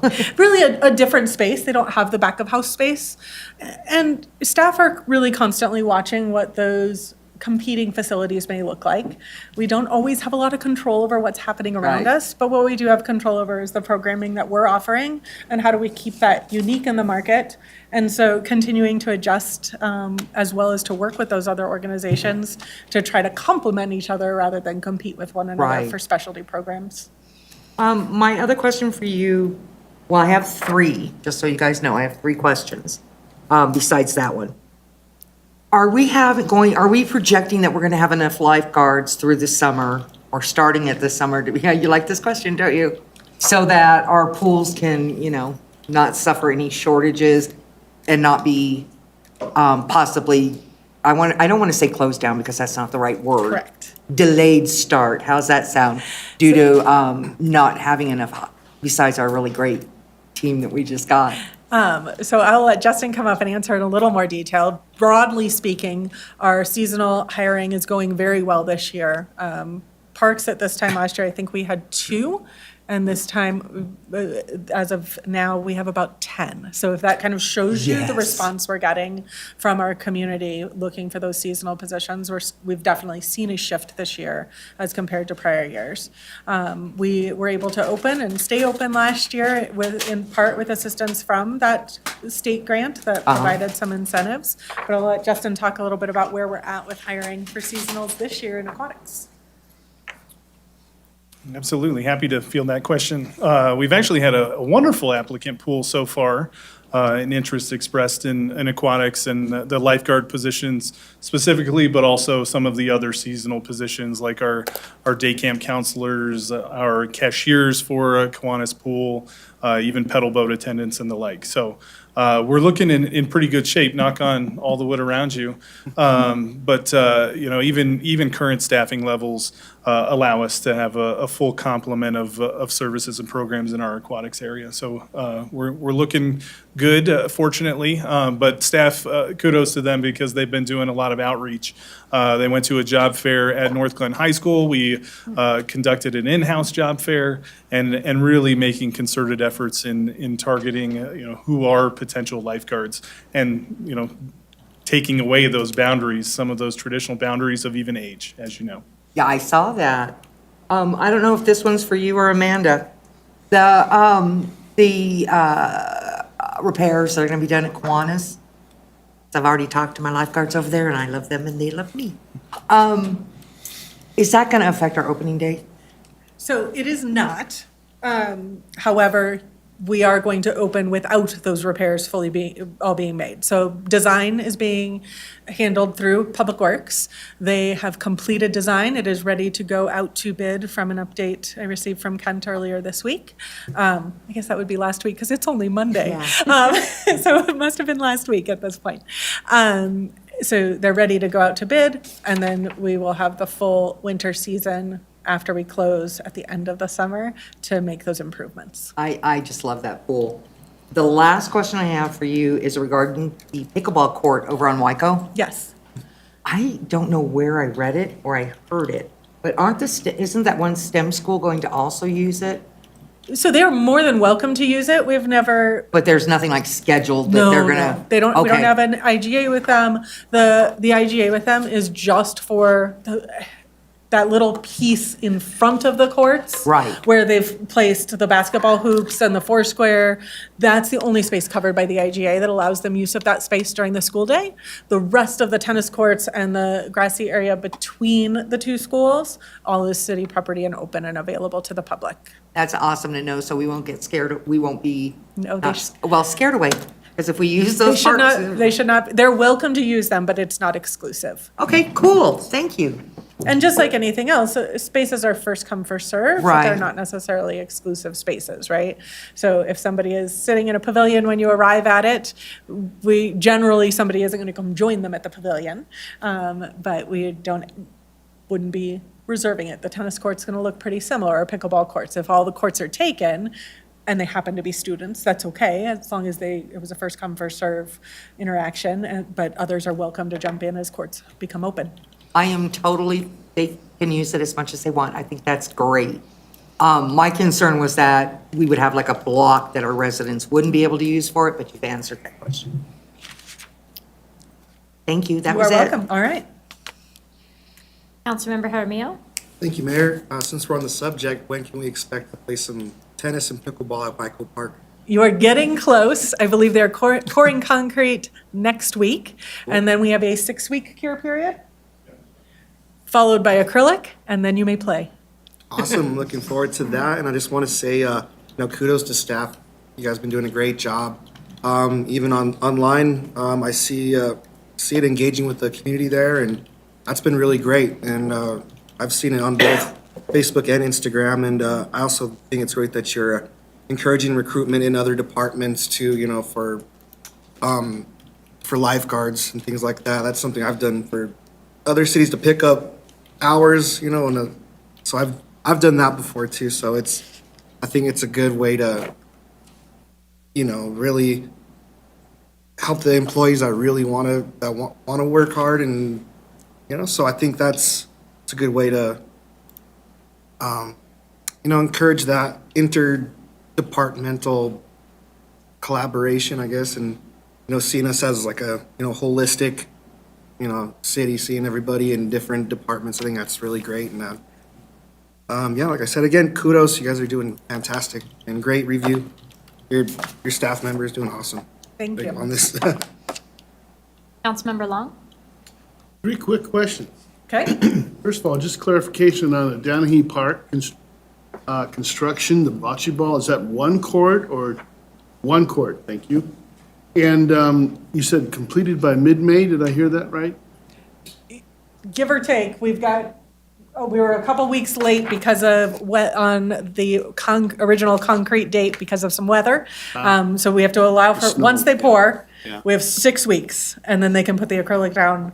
The acrylic does not have a cure time. I got a couple anxious constituents. They're getting close. And they thought it was going to be one or the other, and thanks to your note, we can do both. Both. So what do I say, June 1st is a good guess, or what? We are already at April 24th, which is amazing.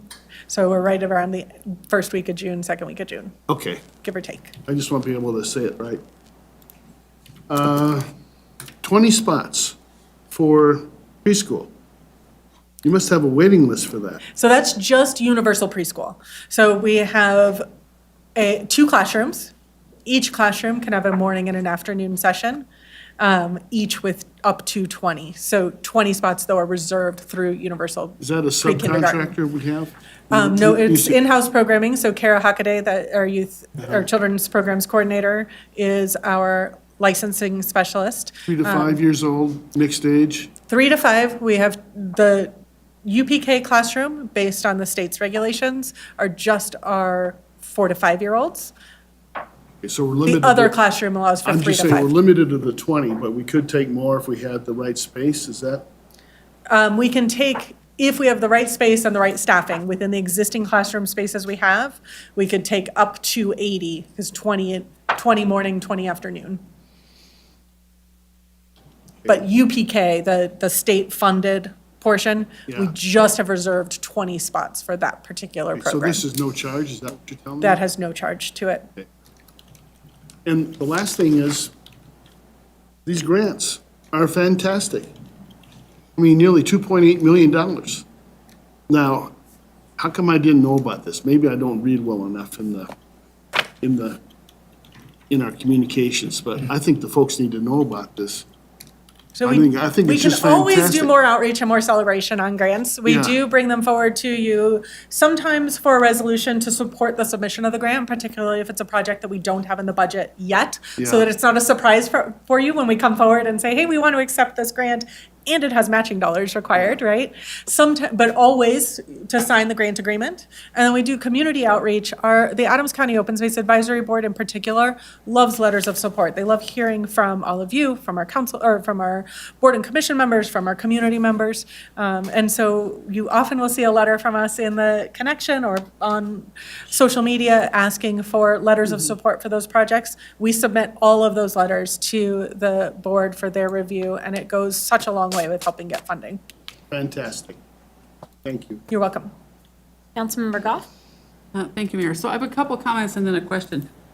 First of all, I really appreciate the efforts that the staff has made, being so responsive, adding more pickleball times when it was requested. And I just want to let people know, too, that there's going to be a league this summer, and that's at the outdoor court. So if anybody out there is interested, check into that. Then the other thing is, I think it was this last weekend, I was at the rec center, and I observed some young lifeguard people in the pool, either training or, I'm not sure what exactly, like practicing, rescuing people out of the pool. So I could see that that's being done, and it's just always, it's kind of exciting to see, actually, that we have youth that are interested in doing something like that. But my question is, the bricks for the Veterans Memorial, is that still available to residents? And then when will we see the ones that, like from the last batch that was put out? So they're not currently available. Our order is in with the manufacturer. Manufacturing had about a 12-week lead time. We should get our bricks in about mid-May. They're scheduled for delivery. And our staff, because the project is now done, last time FCI did that installation for us. This time our staff will be doing that in-house. So they'll be working that into their schedule this summer. Mid-May, okay. Someone was asking. Thank you. And we're trying to honor, we've got some notes. Generally, they just go within the space. We do have a few requests for people who wanted their brick next to an existing brick, and staff will do their very best to meet as many of those requests as they can. Thank you. You're welcome. Councilmember Condo? Thank you, Madam Mayor. I actually had 2 accolades, but now that it's gone through most of the staff, you all took my fire. But I do want to echo what Councilmember Long talked about, a tremendous job in terms of getting grants. And, certainly, I know you've extended invites for council to go, say, for example, to Adams County and represent the city when those awards are given out. So thank you for doing that, and definitely please continue to send those invites. I think that's a great way for us to have that awareness and also to represent the city. Absolutely. My second accolade has to do with swimming, because you'll find me at the lap pool every morning, kind of in an unflattering suit. But the one thing that I really found, and this is also an accolade for Diana, is the fact that we're engaging not only young people, but also the people on the other side of the spectrum who are former Fusion or dolphin swimmers. I'm mentioning Alan Hooper and the so-called Invincible team of senior people that have stepped up to become qualified lifeguards. It's wonderful. And so I wanted to congratulate you on that. Thank you. My question is, obviously, we had the temporary winter shelter program, which ended in August. And as we all know, sometimes there's second or third order effects that happen with that. Obviously, it attracted a group of people that maybe were not qualified for that program, and so they were hanging out. And I'm just curious, what have you seen in the trend in terms of the number of people experiencing homelessness in E.B. Raines Park? Has that started to trail off? What kind of trends have you seen? So it definitely was quieter during the winter months. We do anticipate there could be some increase as we head into warmer weather. Our parks staff, as Rob mentioned earlier, is working very closely with the crisis response unit to do regular checks every Monday, Wednesday, and Friday morning, working to communicate with people who may be experiencing homelessness or who simply just aren't following park rules, to be able to provide them with information as well as resources, and then to schedule or conduct those cleanups. They're trying to make them happen on the spot and manage them as they go. As Rob mentioned, if sites are too large, which typically isn't happening at E.B. Raines because of the regularity of those checks, But if those sites are too large or there are there's biological waste involved, then they're using that contractor to continue that cleanup. More specifically, are the numbers of people that you're finding, is that going down, or can you comment Anecdotally, I to would that? say yes, but I would love to, I think Jessica's been providing a regular report as well, so I would want Okay. to look back at those numbers or Gotcha. give her the I'll look opportunity to there. do that. Okay, thank you. You're welcome. Councilmember Byrd? Madam Mayor, this looks awesome. Thank you. This is Thank you to great. Rachel for all of Yeah. her work in doing that. Just like huge kudos to the social media team because the Northland Arts Instagram is really, really good. Thank Good you. engagement. And I love the use of social media you guys are doing to help promote things and like about our programs. So great design work. Love it. Beautiful. I appreciate that. We'll pass it along to staff. It's definitely a team effort. Thank you. Mayor Pro Tem? Thank you, Madam Mayor. So if you build it, they will come, right? And they did. this is amazing. This update is just incredible. So I want to say thank you to yourself and all of staff, of course, as everyone else is very appreciative. I wanted to add to something Councilmember Brown had said with other cities having, other theaters or rec centers or whatever. I just have to say, Michael Stricker was at today's senior organization meeting and went over all of the programming that's coming up. And if you haven't had a chance to look at it, he used the term world-class. And so, I just have to say, they will come to our rec center and our theater because the programming is absolutely outstanding. And I want to give kudos to him. I know he's not here. And whoever else had a huge hand in that. So I'm very, very excited for that. I didn't know we were getting a pickleball court as well in Danahay. So that's, we're looking at each other like, this is going to be a topic at our ward meeting come on Wednesday. So I'm very excited, even though I don't know how to play it. Maybe I'll try. Okay, Just to okay, it's a clarify, deal. This is great. At Wyco Park, you'll see 2 dedicated tennis courts and then 4 dedicated pickleball courts. So there's on the 3 courts that exist now, the 4 pickleball courts will go perpendicular to the 2 tennis courts. At Danahay, there will be shared lines. So 2 courts, at least one of those courts striped for pickleball. That is amazing. Thank you so much. I have one question about Croak Reservoir. Let's see, construction plan for spring and summer.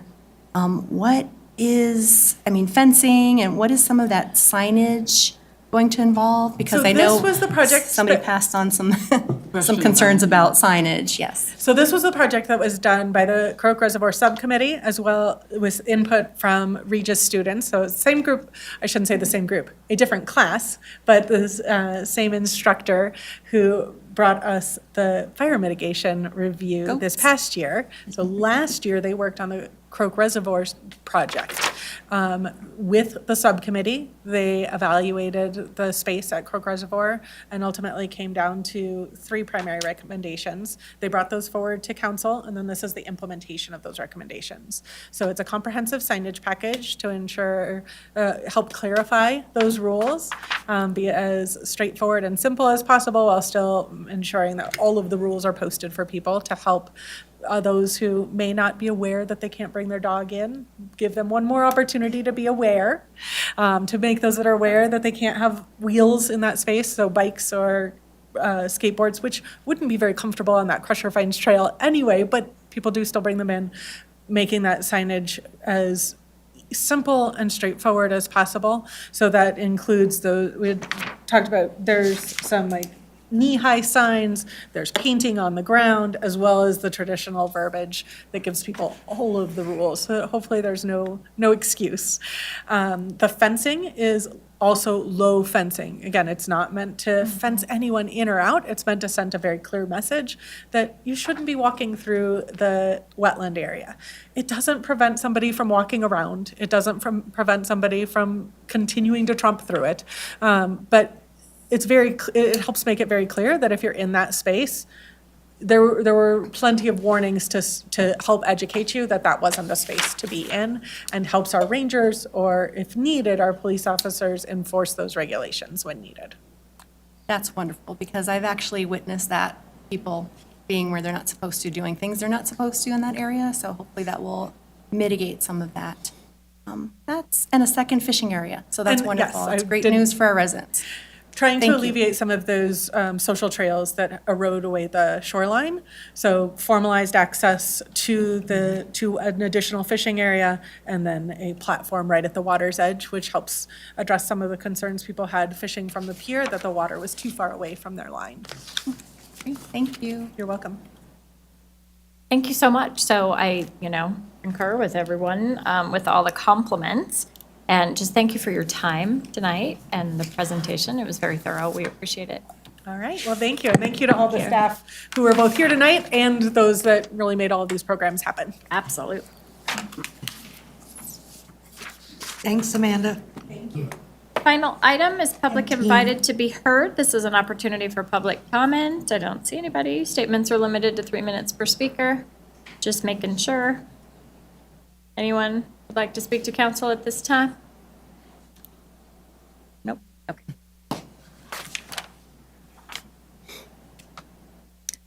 All right, I will entertain a motion to adjourn to executive session pursuant to section 4.5D of the city charter for legal consultation and advice regarding number 1, safety training, and number 2, potential litigation. Move to adjourn to executive session as so stated. Second. All right, please open the vote. The vote is open. Please vote. I will close that vote, and the motion to adjourn to executive session passes unanimously.